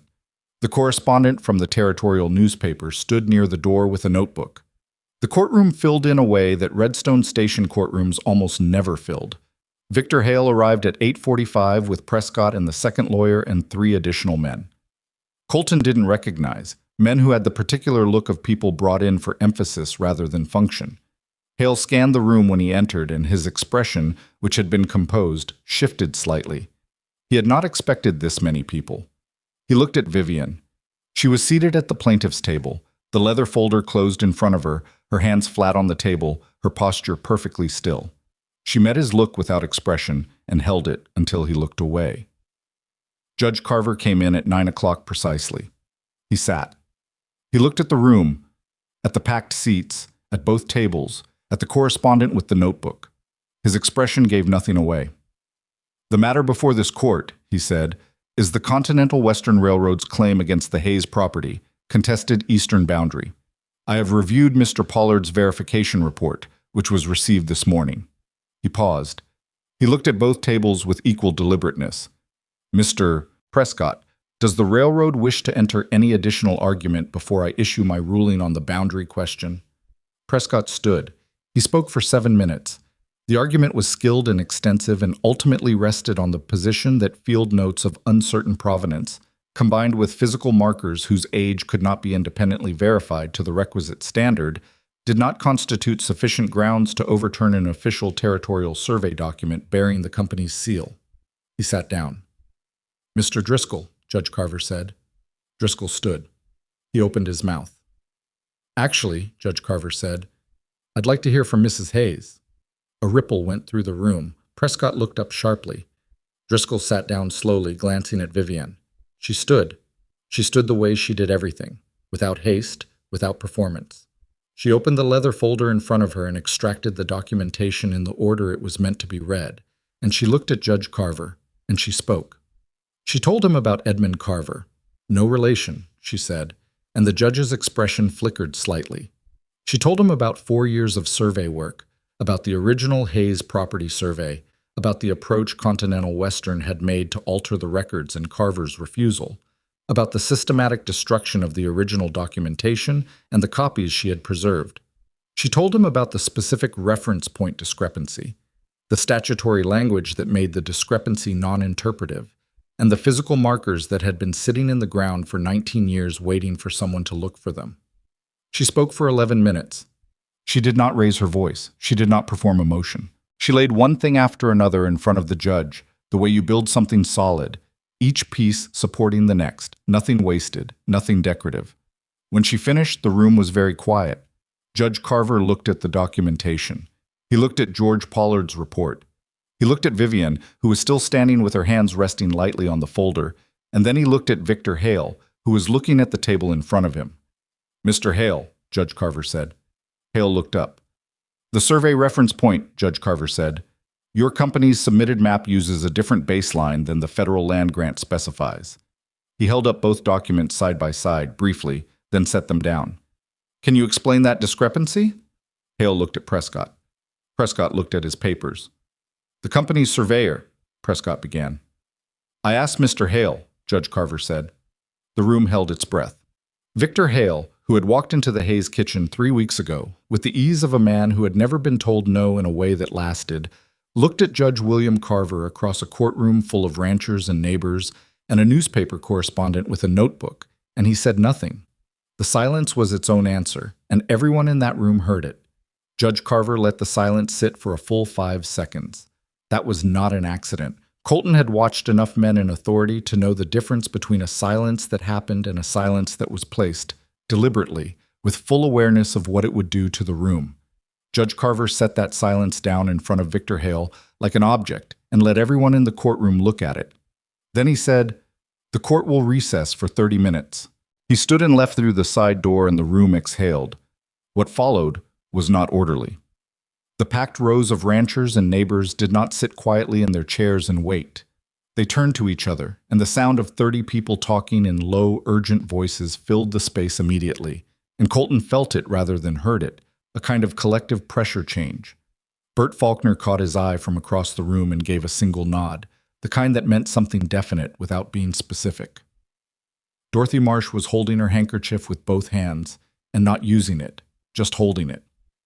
At the railroad's table, Prescott had leaned close to Hale and was speaking in a fast, low voice. Hale was not looking at him. He was looking at the surface of the table with the expression of a man recalculating. Not panicking, not yet, but recalculating, which meant he still believed there was something to calculate toward. That was the part that worried Colton. He leaned toward Driscoll. "He's not done," he said quietly. Driscoll looked at the railroad's table. "No," he said. "He's not."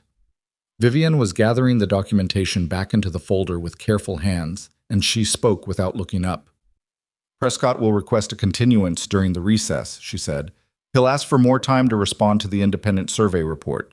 Standard delay tactic when the procedural ground has shifted." "Can Carver deny it?" "He can and probably will," she said. "The report was filed within the court-ordered timeline. There's no procedural basis for additional delay." She straightened the last page and closed the folder. "But Prescott will ask anyway, because that's what you do when you're running out of options. You make the other side wait as long as possible and hope something changes." She looked at Colton then, and he looked at her, and neither of them said what they were both thinking, which was that something changing was exactly the thing they couldn't afford. The 30 minutes passed the way. Waiting always passes when the outcome matters. Slower than normal time, thick with the specific awareness of every minute. Colton stood near the window with Vivienne beside him, and outside the courthouse, the street of Redstone Station went about its ordinary morning, which felt strange to observe. A wagon went by. A woman came out of the dry goods store with a parcel. The world was not holding its breath the way the courtroom was. May Delaney appeared in the doorway at the 20-minute mark. Colton straightened when he saw her. She had left the children with her neighbor, an older woman named Ruth, who watched children for emergencies, and she'd apparently driven herself to town the moment she could get away. She came in and found them by the window and looked at Vivienne and said, without preamble, "How does it stand?" "The judge recessed," Vivienne said. "We think the ruling will go our way, but Prescott will push for a delay." May looked at the railroad's table, where Hale and Prescott were still in their close, fast conversation. Her expression did what it usually did, which was give nothing away while clearly forming a complete opinion. "That man," she said, meaning Hale, without specifying what about him. "Yes," Vivienne said. May turned back and looked at Vivienne with the directness she'd been measuring out since the day Vivienne arrived. Never hostile, but never freely given either. She said, "You did well up there." Vivienne looked slightly surprised. "The judge hasn't ruled yet." "I'm not talking about the ruling," May said. "I'm talking about what you said and how you said it." She paused. "I've known Colton Hayes since he was 4 years old, and his mother used to bring him to my kitchen for sugar biscuits because they didn't have enough money for good flour that month. I've watched that family hold on through things that would have broken most people." She glanced at Colton and then back at Vivienne. "He needed someone who could stand up in that room and say the truth and make it hold. You did that."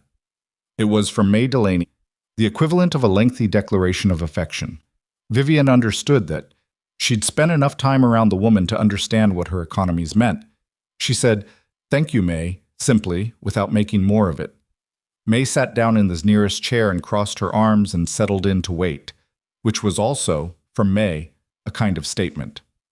When Judge Carver came back, Prescott was on his feet before the man had fully settled into his chair. "Your Honor, the railroad requests a 30-day continuance to prepare a proper response to the independent survey report." "Denied," Judge Carver said. Prescott kept going as if the word hadn't landed. "The report raises significant technical questions that our surveyors have not had adequate time to—" "Mr. Prescott," Judge Carver said, in the tone of a man who has already made a decision and is waiting for everyone else to finish talking so he can deliver it. "The independent survey was court-ordered. The timeline was established by this court.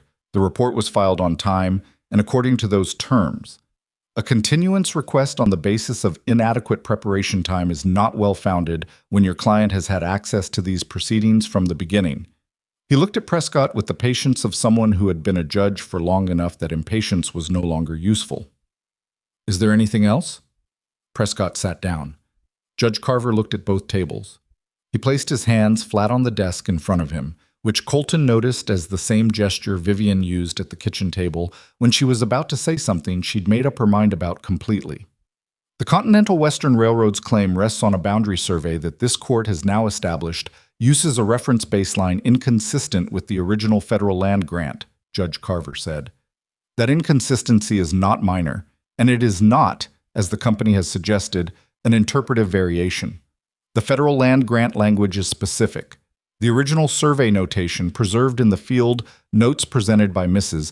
Hayes and corroborated by the physical markers verified by this court's appointed surveyor establishes the correct boundary with precision. He paused. The railroad's claim is dismissed. The room came apart. It didn't erupt. It wasn't a sudden explosion of sound. It was more like a structure giving way, something that had been held under pressure releasing all at once. Colton heard voices around him and felt a hand on his arm that turned out to be May. And across the room he saw Dorothy Marsh press her handkerchief to her face, and Bert Faulkner said something to the man next to him, and the man nodded vigorously. Driscoll was saying something to him, but he couldn't quite hear it yet. Vivienne was still. She was sitting at the table with the folder in front of her and her hands flat on either side of it, and she was looking at the judge's bench. Not at anyone in particular, just at the space where the ruling had come from. And her expression was something he hadn't seen on her before. Not triumph. Not relief exactly, though relief was in it somewhere. It was more like the face of someone who has been bracing for impact for a very long time and has just been told they can stop. He put his hand on her shoulder. Just that. She reached up without looking and covered his hand with hers, briefly, and then let go and looked around the room with a different expression. The practical one, coming back online, already thinking about what came next. Driscoll, she said. Driscoll leaned in. The other families, she said. Faulkner, the Crenshaws, Dorothy Marsh. If this ruling is on the record, does it set precedent for the other disputed claims? Not automatically, Driscoll said. But it creates the evidentiary basis. If the railroad used the same altered reference baseline across multiple surveys, they did, she said. I have notes on 3 others. Different properties, same baseline shift. She looked at him. Same folder. Driscoll stared at her. I brought everything I had, she said. I wasn't sure how much we'd need. Victor Hale left the courtroom without speaking to anyone. That was notable. Not because Colton expected an apology or a confrontation, but because Hale was not, by nature, a man who retreated quietly. He was the kind of man who always had something to say, who managed exits the way he managed entrances, with full awareness of the impression he was creating. Walking out of that courtroom with his lawyers and his city-bought suits, and saying nothing to nobody, was the loudest thing he'd done all morning. Colton watched him go. He felt something that he wanted to call satisfaction, but that was actually more complicated than that. There was satisfaction in it, yes, but there was also the particular exhaustion of someone who has been frightened for a long time, and has stopped being frightened and is now feeling the weight of all that fear leaving at once. It was heavier going out than it had been coming in, somehow. He found Vivienne in conversation with Bert Faulkner near the courtroom door, and when he got close enough to hear, she was explaining the baseline reference discrepancy to Faulkner and a woman he didn't know, speaking with the patient precision of someone who had explained this 100 times and was willing to explain it 100 more. Faulkner was leaning forward with his arms crossed and his expression intent, and the woman beside him had pulled out a folded paper from her coat that looked like a property document. He didn't interrupt. He stood back and watched his wife work. They didn't leave for the ranch until mid-afternoon. Driscoll needed time with the other families, preliminary conversations about the other disputed claims, the possibility of using the field notes as a foundation for additional challenges. Vivienne sat with him and the families in a side room off the courthouse for almost 2 hours, going through the documentation page by page. And Colton spent that time outside on the courthouse steps in the spring sun, talking to neighbors and not talking to neighbors in roughly equal measure. May came out and sat beside him at one point. They didn't talk for a while. "She's in there with Driscoll and 5 families," Colton said eventually. "I know," May said. She brought documentation on 3 other cases, he said. May looked at him sideways. In that same suitcase. The same folder she carried into the courtroom this morning. May was quiet for a moment. Then she said, Colton. Yeah. When she came off that train, May said, I thought you'd made a terrible mistake. I know, he said. I thought she'd be trouble, May said. Not bad trouble, not that kind. Just more than you could handle on top of everything else. He looked at her. I was wrong, May said, with the specific directness of a woman who doesn't admit that easily and means it when she does. Not about the trouble part. She is trouble, but it's the right kind. He thought about that. Is there a right kind? There's trouble that tears things down and trouble that builds them back up, May said. Only looked like the first kind because she arrived in a coat with a hole in it. She stood up with the slight effort of a woman in her 60s who had driven to town in a hurry and been sitting on hard chairs for hours. Your children need to know it's over. Don't stay too late. She went to get her wagon, and Colton sat on the courthouse steps in the afternoon sun and thought about a coat with a hole in it and what you could miss if you were looking at the hole instead of the person wearing it.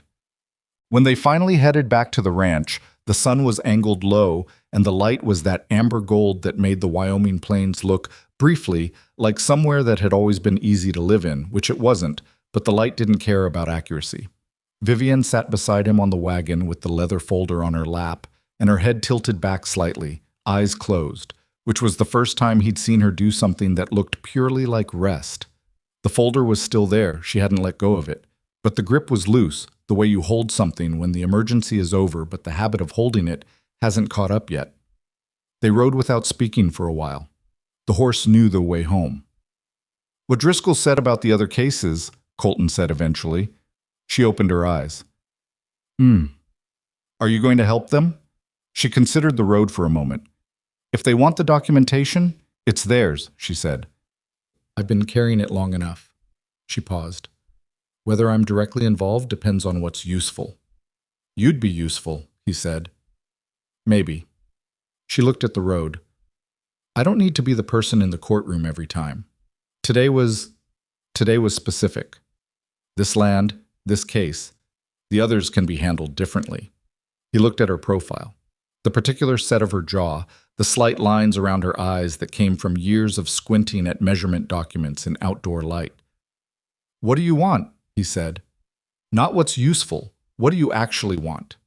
She was quiet for long enough that he started to think she wasn't going to answer. I want to plant the garden, she said. The one Lily and I started on Saturday. I want to finish turning that south row and get the beans in before the ground warms too fast. She paused. I want Wyatt to stop watching me like he's waiting for me to leave. He felt something move in his chest. He'll stop, he said. I know, she said. I'm just saying it's what I want. She looked at him. I want Emma to keep climbing on my lap without asking. I want to teach Owen to read a survey map because he's going to be very good at it. He has the kind of mind that likes systems. A slight pause. I want the fence on the east boundary fixed properly now that we know where the east boundary actually is. That's a lot of wants, he said. I've been in a boarding house for 18 months, she said. I've had time to accumulate them. He looked back at the road. Those all sound like things a person does when they're staying somewhere, he said. Yes, she said. They do. The children were on the porch when the wagon came up the lane, which was the same as when Vivienne had arrived 6 weeks ago, but different in a way that was hard to articulate and completely clear. They weren't arranged in a line. They were clustered, Emma sitting on the porch rail with her legs swinging, Owen standing beside her mid-sentence about something, Lily on the step below watching the wagon come in, Wyatt leaning against the post with his arms at his sides rather than crossed. May's neighbor Ruth waved from the doorway and went inside, apparently satisfied that the adults had returned and her responsibility was discharged. The wagon stopped. Colton climbed down first and then turned to offer his hand to Vivienne, who took it. She had the folder under her other arm. Emma launched herself off the porch rail, which she was not supposed to do, and crossed the yard at full speed and threw herself at Vivienne with the complete physical confidence of a 3-year-old who has decided someone belongs to her. Vivienne caught her, absorbed the impact without staggering, which was a feat, and held her without making a production of it. Did you win? Emma said from about 2 inches away. We won, Vivienne said. Emma pulled back to look at her face, apparently verifying. Then she said, good, with great satisfaction, and immediately tried to climb further up, and Vivienne shifted her to her hip and turned toward the porch. Owen came down the steps fast. Was there arguing in the court? Did Driscoll argue? Did you argue? There was arguing, Colton said. Who won the arguing? Miss Vivienne did, Colton said. Owen turned to Vivienne with an expression of fierce, uncomplicated pride that was so immediate and genuine it was almost hard to look at. I knew it, he said. I told Lily. I said she'd be the one to win it. You said you hoped, Lily said, coming down the steps with her characteristic quietness. She stopped in front of Vivienne and Emma, looked up, and said, I'm glad. Me too, Vivienne said. Lily nodded once, then stepped to the side. That was Lily, not less feeling than the others, but more precise about where she put it. Wyatt hadn't moved from the porch post. Colton looked at his son. Wyatt was looking at Vivienne, had been looking at her since the wagon came into the yard, with an expression that Colton had not seen on his face before, and that took him a moment to identify. It wasn't the measuring, withholding look of the past 6 weeks. It wasn't the careful politeness of a child managing his own skepticism. It was something that had dropped all the management and was just looking. Vivienne glanced up from Emma and found him. They looked at each other for a moment, the quiet mail-order bride who had been carrying the weight of 3 years' worth of patient waiting, and the 6-year-old who had been carrying the weight of his mother's absence and his own fear that something else he'd begun to rely on might leave. And neither of them said anything. Then Wyatt came down the porch steps, slowly, and crossed the yard, and stopped in front of her. He looked at the folder under her arm. He looked at her face.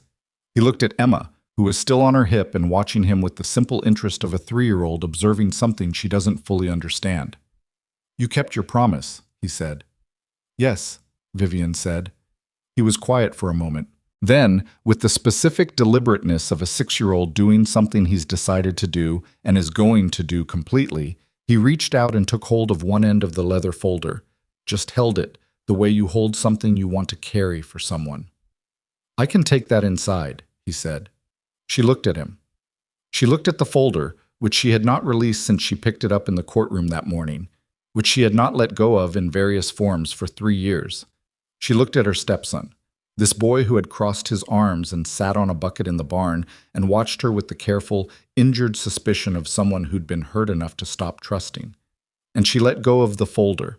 He took it with both hands, carefully. He turned and went back up the porch steps and into the house, and the screen door banged behind him. Colton had to look away for a moment. Owen didn't notice because Owen was already asking him something about whether the judge had worn a special hat. But Lily noticed. Lily always noticed. And she looked at her father with those watchful, understanding eyes of hers and didn't say anything, because she was Lily and she didn't need to. That evening, May came back with a pot of beef stew and the particular air of someone doing a practical thing to avoid doing a sentimental one. She set it on the stove and started heating it without being asked, and Lily got the bowls and Owen set the table and Emma told Vivienne in exhaustive detail about everything that had happened during the day. The mud she had found behind the barn, a bird Ruth had identified for her, a disagreement she'd had with Owen about something she couldn't quite articulate but felt strongly about. Wyatt put the leather folder on the shelf in the hallway, between the almanac and the family record book, which was where the family kept things that mattered. Colton noticed. He didn't say anything about it. He sat down to supper with his family. All of them, May included, crowded around the kitchen table that had seen so many of the significant moments of the past 6 weeks.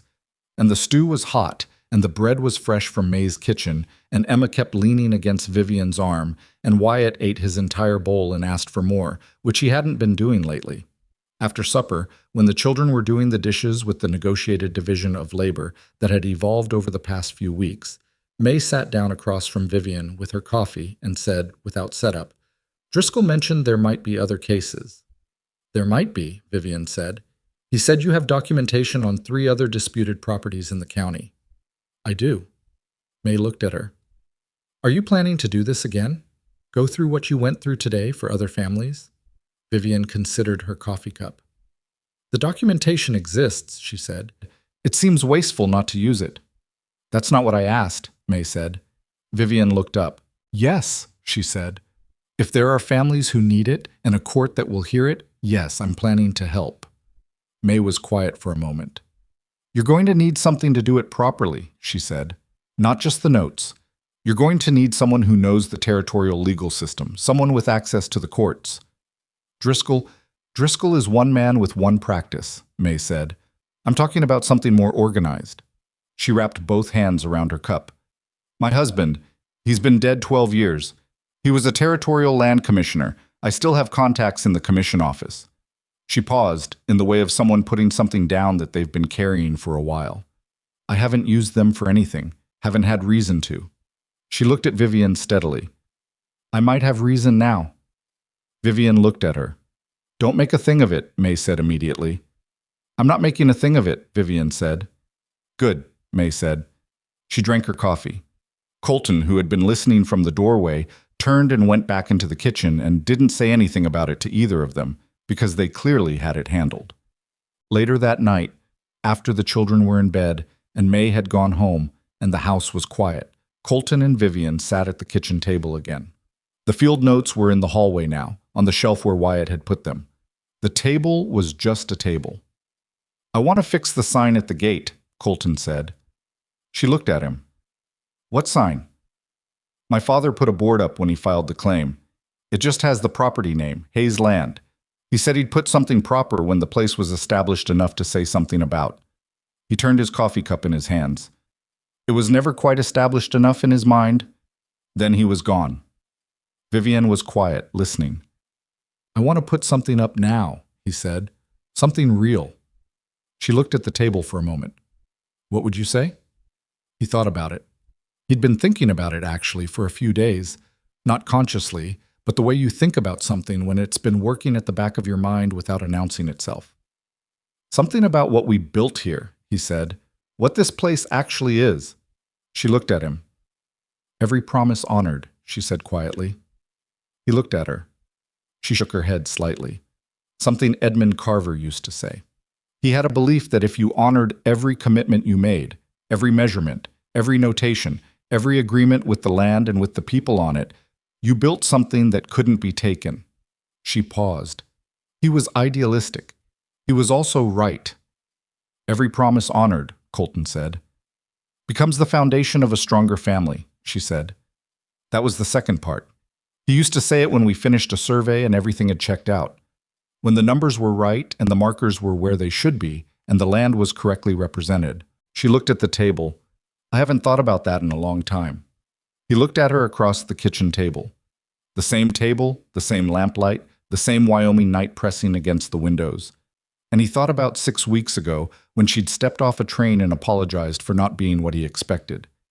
You were always what I needed, he said. I just didn't know what I needed yet. She looked at him with that expression he'd come to know, the one where the careful competence dropped back for a moment, and what was underneath it was something more uncertain and more real. That's a generous interpretation, she said. It's an accurate one, he said. She looked at him for a long moment. The lamp between them burned steady and even, and outside the Wyoming night held everything in its particular dark. And down the hall, Wyatt slept with his arms uncrossed for the first time in months, and Lily's watchful eyes were closed, and Owen was dreaming something that was probably about arguing in courtrooms, and Emma had her hand tucked under her chin the way she always slept. Colton, Vivienne said. Yeah. She didn't say anything else immediately.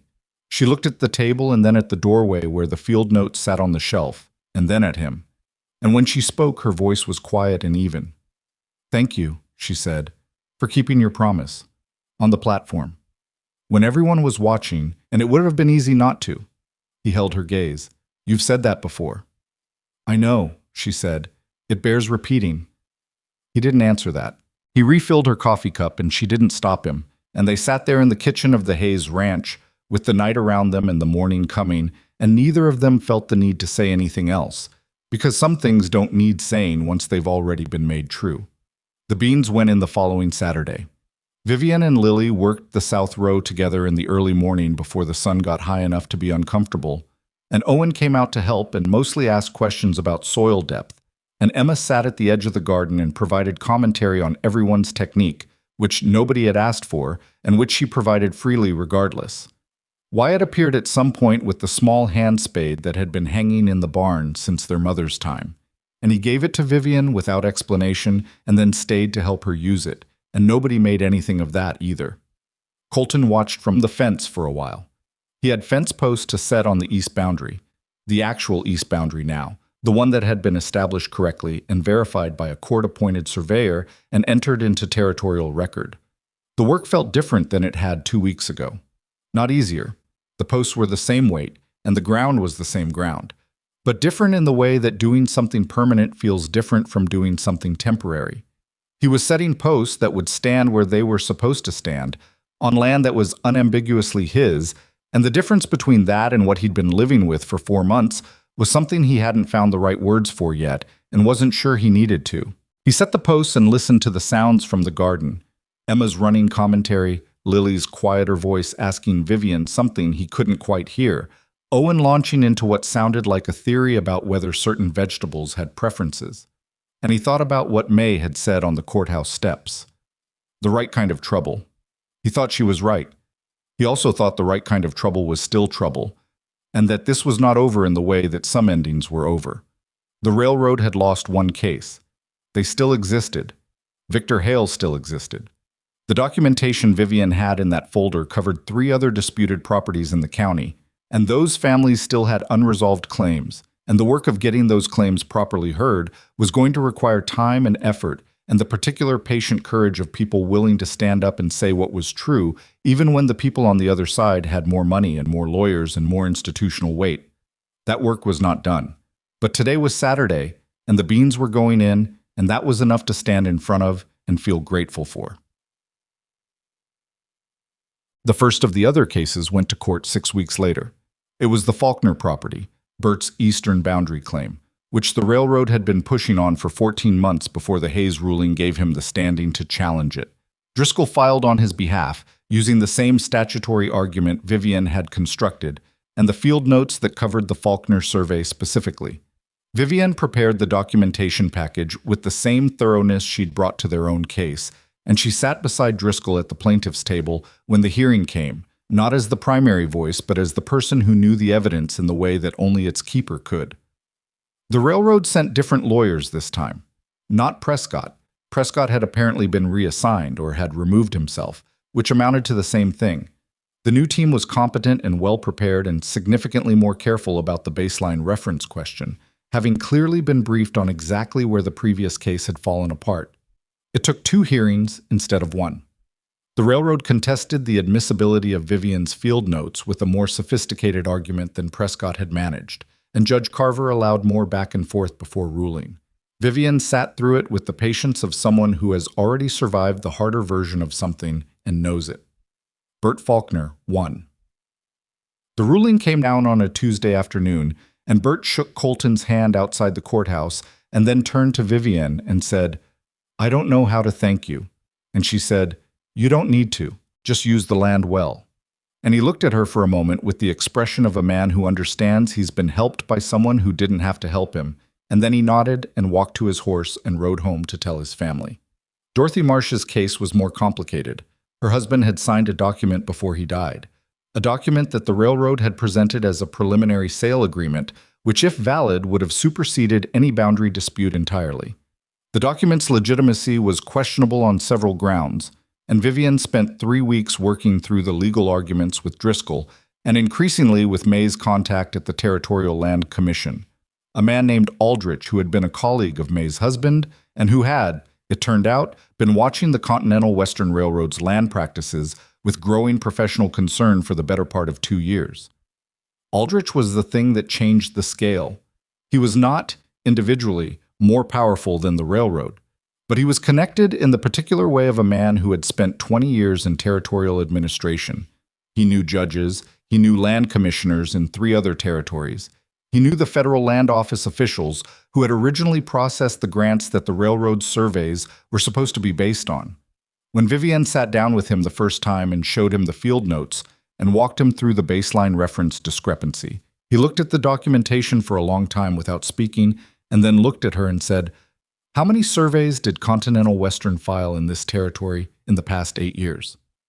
I've identified documentation covering 14 properties, she said, but I only have complete field notes for 6 of them. Aldrich was quiet. The other 8, he said. Could the same pattern apply? Almost certainly, she said. He looked at the folder. Mrs. Hayes, he said, I think this is larger than a county court. She looked at him. I know, she said. I've known for 3 years. I needed a place to start. Dorothy Marsh won her case in September. The document the railroad had presented was found to be signed under conditions that the territorial court would not recognize as free consent, given that Dorothy's husband had been severely ill at the time of signing and without independent counsel. The ruling was narrow. It didn't go as far as Vivienne had argued for, but it was enough. Dorothy kept her land. She drove out to the Hayes Ranch the day after the ruling with a jar of preserved peaches and a letter she'd written and then rewritten several times, and she sat at the kitchen table and drank coffee and didn't give Vivienne the letter because she said it was too long and she felt silly about it, and Vivienne said she'd like to read it anyway, and Dorothy gave it to her, and then had to look out the window for a while. Emma climbed onto Dorothy's lap without being invited, which she had begun doing to anyone who sat at the table long enough, and Dorothy held her automatically and kept looking out the window with her jaw set in the particular way of someone holding something together on purpose. My husband would have, Dorothy started. I know, Vivienne said. He should have been there to see it. Yes, Vivienne said. He should have been. They sat with that for a while. Some things didn't resolve into something better. They just became part of what was true, and you carried them, and that was the whole of it. Vivienne understood this in the specific way of someone who had also carried things she couldn't put down, and she didn't try to improve the moment into something it wasn't. Dorothy left an hour later with Emma's handprint somehow on her coat, which Emma had applied while Dorothy wasn't paying attention using dirt from the garden, and Dorothy laughed about it on the porch in a way that was also almost crying, and then she got in her wagon and went home to her land. In October, Aldrich filed a formal complaint with the Federal Land Office. It cited 14 Continental Western Railroad surveys in the territory, identified the systematic baseline reference shift, and requested a full federal audit of all railroad land claims filed in the region over the past decade. The complaint attached, as supporting evidence, the field notes of Edmund Carver's original survey crew, documented, provenanced, corroborated by independent verification in the Hayes case, and subsequently in 2 others. The railroad's response was immediate and aggressive. They filed counter-complaints. They challenged Aldrich's authority. They wrote letters to people with enough political weight to write back. For 3 weeks in November, it looked like the whole thing might get buried under institutional weight the way things often did when a company with enough money decided to be immovable. What they hadn't counted on was the territorial newspaper. The correspondent who had been in the Redstone Station courthouse on the day of the Hayes ruling had written a story. It had run in the territorial paper in June after the ruling, a factual account, careful and sourced, describing the case and its outcome. He had followed up with a second piece after the Faulkner ruling. By November, when the federal complaint became public, he was writing a third, and this one went beyond Redstone Station. The story of Vivienne Hayes, the mail-order bride with the surveyor's field notes in her battered suitcase, who had arrived in a county under siege by a railroad company, and over the course of a summer helped dismantle the legal mechanism those seizures depended on, turned out to be the kind of story that traveled. It ran in 4 papers by December. A congressman from the territory included a reference to the federal complaint in a floor statement. The Federal Land Office, which had been deliberating, announced a formal audit. Vivienne read about all of this in the newspaper, sitting at the kitchen table, with the particular expression of someone receiving news about something they started, and that has grown past the point where they can fully account for it. She was not unmoved, but she was also visibly, slightly unsettled by it. The distance between what she had done, which was specific and practical and rooted in a particular piece of land and a particular family, and what was being written about it, which was larger and more symbolic than she entirely recognized in herself. Colton read the December piece over her shoulder and said, "That's you." "It's a version of events," she said. "It's accurate," he said. "It's incomplete," she said. "It doesn't mention that I dropped the documentation twice on the way into the Faulkner hearing and had to pick it up off the courthouse floor while everyone watched. It doesn't mention that I wasn't sure the Marsh ruling was going to go our way until the judge actually spoke." She turned the page. People want a cleaner story than what actually happened. Maybe, he said, but the thing that actually happened was still enough. She looked up at him. He was standing behind her with his coffee, reading the paper over her shoulder, and there was something domestic and unguarded about the moment. The two of them in the kitchen on a December morning, the children still asleep, the light coming in flat and gray through the window the way winter light did. Yes, she said, it was enough. Wyatt learned to read a survey map that winter. It started because he found the field notes on the hallway shelf and brought them to Vivienne and asked her to explain what the numbers meant. He'd been wondering since the night she'd put them on the kitchen table, and he'd pretended to be asleep but hadn't been. She sat down with him and went through the basic principles, and he asked questions that were sharp enough that she moved from basic to intermediate without really deciding to. And by the end of the first afternoon, he could identify a baseline reference notation and understood why it mattered. He was 7 by then. The crossed arms had mostly gone. He still had opinions about everything and expressed them without particular concern for whether anyone wanted to hear them, which was a quality that would either serve him very well or create tremendous problems depending on the context, and probably both.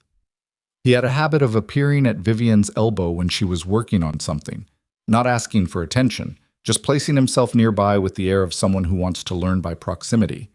She had stopped noticing it consciously, which meant she'd started treating it as simply what was normal, which was its own kind of thing. Owen, as predicted, turned out to have an extraordinary aptitude for systems. He learned the survey notation faster than Wyatt, though with less intuitive feel for what the numbers meant physically. Wyatt could look at a set of measurements and develop a sense of the land they described, while Owen could perform the calculations with a fluency that was almost mathematical. They were different kinds of understanding, and Vivienne told them both, at different times, that neither was more valuable than the other, and that the best surveyors she'd known had both. Lily absorbed everything quietly, in her way. She didn't ask to learn the way Wyatt had, but she was always present when the learning was happening. And one afternoon in February, she showed Colton a map she'd drawn of the ranch property from memory, with the correct boundary markers indicated and the measurements notated in the right format. She had taught herself by watching, which was so completely Lily that he didn't know whether to be surprised or simply accept it as who she was. Emma was 5 by spring and had a different set of priorities, which mostly involved negotiating with the family's new dog, a large, undisciplined animal that Owen had lobbied for and won, and conducting what she described as scientific experiments in the garden, which were not scientific and were also not technically authorized, but the garden survived them mostly. The new gate sign went up in March, on a Thursday, which was no particular reason except that Thursday was when the wood was ready and the weather was clear enough to work. Colton had made it himself, carved from a good piece of cedar he'd been aging in the barn, wide enough to read from the road, with the letters cut deep so they'd hold in the Wyoming weather. He'd gotten the words right on the 3rd try, which was one more try than he'd have liked, but one fewer than he'd feared. He put it up in the morning before the children were out, because he'd wanted to do the work itself quietly. By the time everyone came out of the house, the sign was hung, and he was standing at the gate looking at it with the critical eye of someone assessing a thing he'd made and trying to decide if it said what he'd meant. Vivienne came out first. She stood beside him and read it. Hayes Land. Every promise honored. She was quiet for a moment. You kept the second part, she said. I kept the part that was true, he said. She looked at the sign for another moment, and the morning light was on her face, and she looked like someone who has arrived somewhere after a very long journey and is still working out what it means that they are actually here. Not fully settled, not entirely done arriving, but here. Edmund Carver would have liked it, she said. Tell me more about him sometime, Colton said. I will, she said. And she meant it. He knew by now how she meant things, the specific texture of when she was saying something because it was what you said, and when she was saying something because it was what she intended. This was the second kind. The children came out in their usual sequence. Owen first, fully dressed and already talking. Emma right behind him in her nightgown because she'd managed to get out the door before anyone could stop her. Lily next, quietly. Wyatt last, with his boots properly laced, which he'd recently started doing without being reminded. They all looked at the sign. Owen read it aloud because that was what Owen did. Emma said it was good.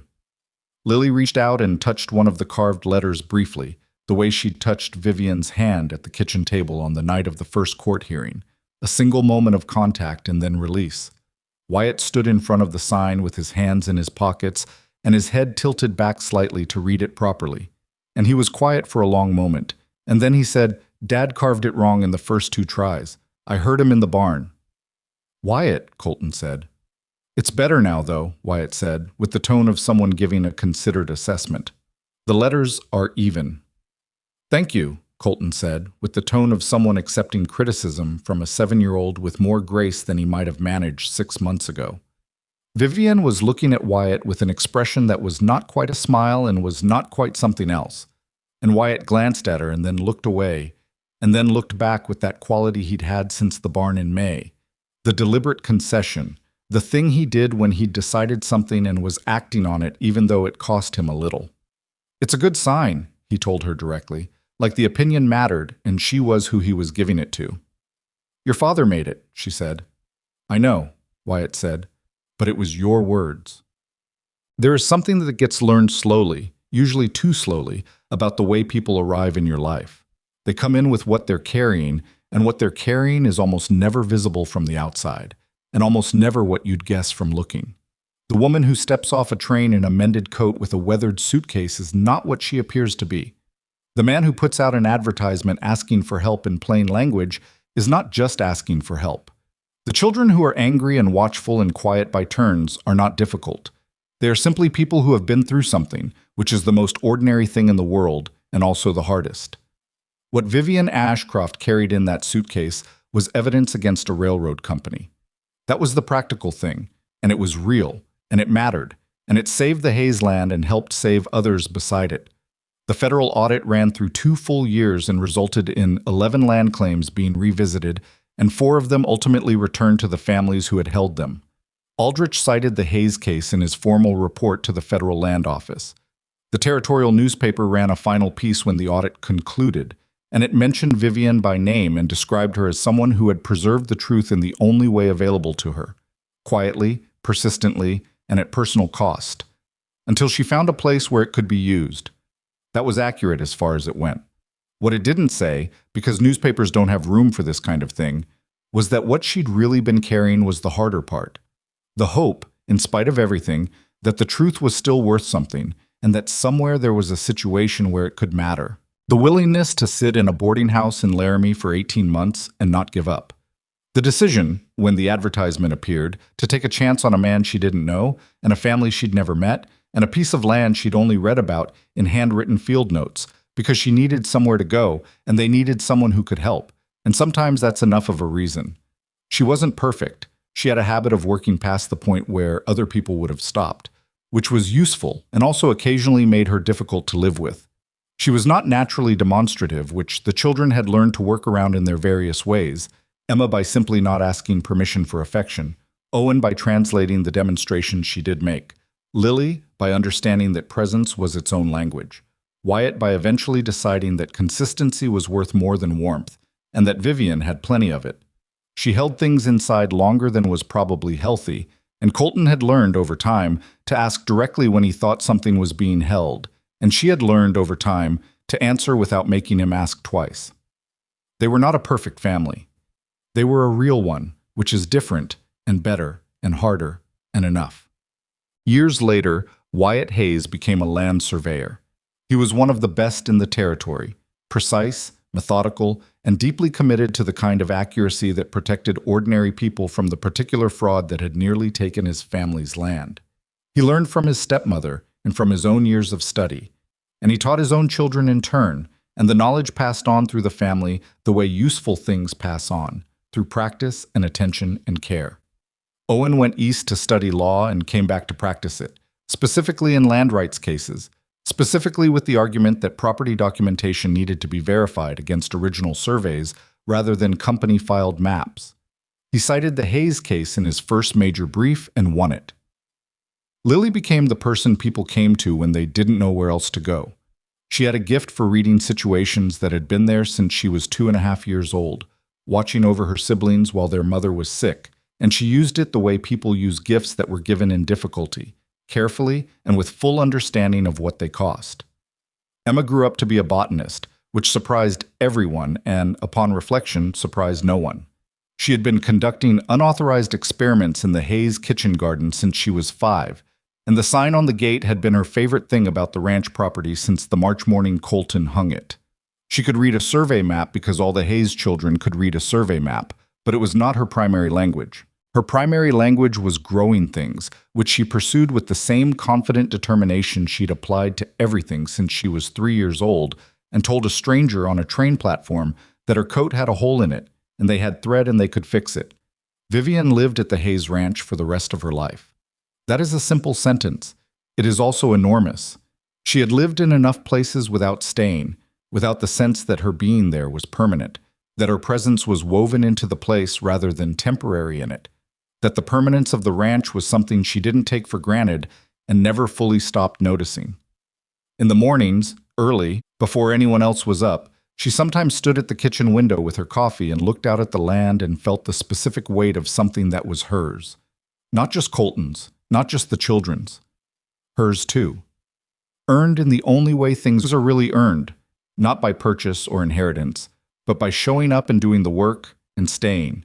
The leather folder stayed on the hallway shelf beside the almanac and the family record book for years, and then Wyatt asked if he could have the field notes for his professional archive, and she gave them to him because their work was done and they belonged with the person who would carry the knowledge forward. The suitcase she kept. It sat in the corner of the bedroom, and she occasionally used it for practical things, and occasionally didn't use it at all, and it was like most objects that have carried something important, both completely ordinary and not. On the anniversary of the court ruling, not a date they made a formal thing of, but one they noticed, Colton and Vivienne had a habit of walking the east boundary. Not quickly, not purposefully, just walking it the way you walk something you want to keep knowing. The ground under their feet, and the markers in the earth, and the sky overhead, and the particular quality of the air on a Wyoming evening in late spring, which smelled of grass and distance and something that was almost like permanence. One evening on that walk, years in, Wyatt's oldest child running ahead of them in the grass, Emma's dog barking at something in the distance, Colton said, "We did all right." Vivienne walked beside him for a moment. "We did," she said. "Better than all right," he said. She looked at him sideways. "Don't get sentimental." "Too late," he said. She laughed. It was the kind of laugh that had taken a while to come easily, that had been there from early on but quietly, carefully, not yet ready to be unreserved. Now it was unreserved, and it sounded like someone who had set something down a long time ago and no longer remembered exactly what it had weighed. The ranch gate was ahead of them, and the sign was on it, and the letters were even, and the boundary was where it had always been, where the original survey had put it, where the stone markers in the earth had been waiting all along to prove. Every promise honored. It is the simplest possible thing, and the hardest. And the only thing, in the end, that builds something worth keeping. Not the grand gestures, not the dramatic moments in courtrooms, not the stories that travel to 4 newspapers.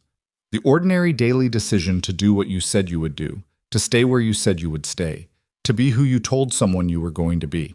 That was what Colton had done on the platform at Redstone Station when he kept his promise to a woman who apologized for herself before she'd given him any reason to be disappointed. That was what Vivienne had done for 3 years in a boarding house in Laramie, keeping faith with field notes that most people would have given up on. That was what they built together, imperfectly and with difficulty and with 4 children and a dog and a kitchen table that had seen more significant conversations than most courtrooms, on a piece of Wyoming land that had been worth fighting for all along. The evening light went gold across the plain. The sign held on the gate, and the Hayes family walked home in the last of the sun, which is not an ending so much as a return. The kind that happens again and again in a life that is working the way a life is supposed to work. Not because everything went right, but because the people in it kept their word to each other when it was hard, and didn't stop when it would have been easier to. That is the whole story. It is also the only story, told different ways by different people, in different places, on different pieces of ground. The promise, the keeping of it, the life that becomes possible because someone chose to.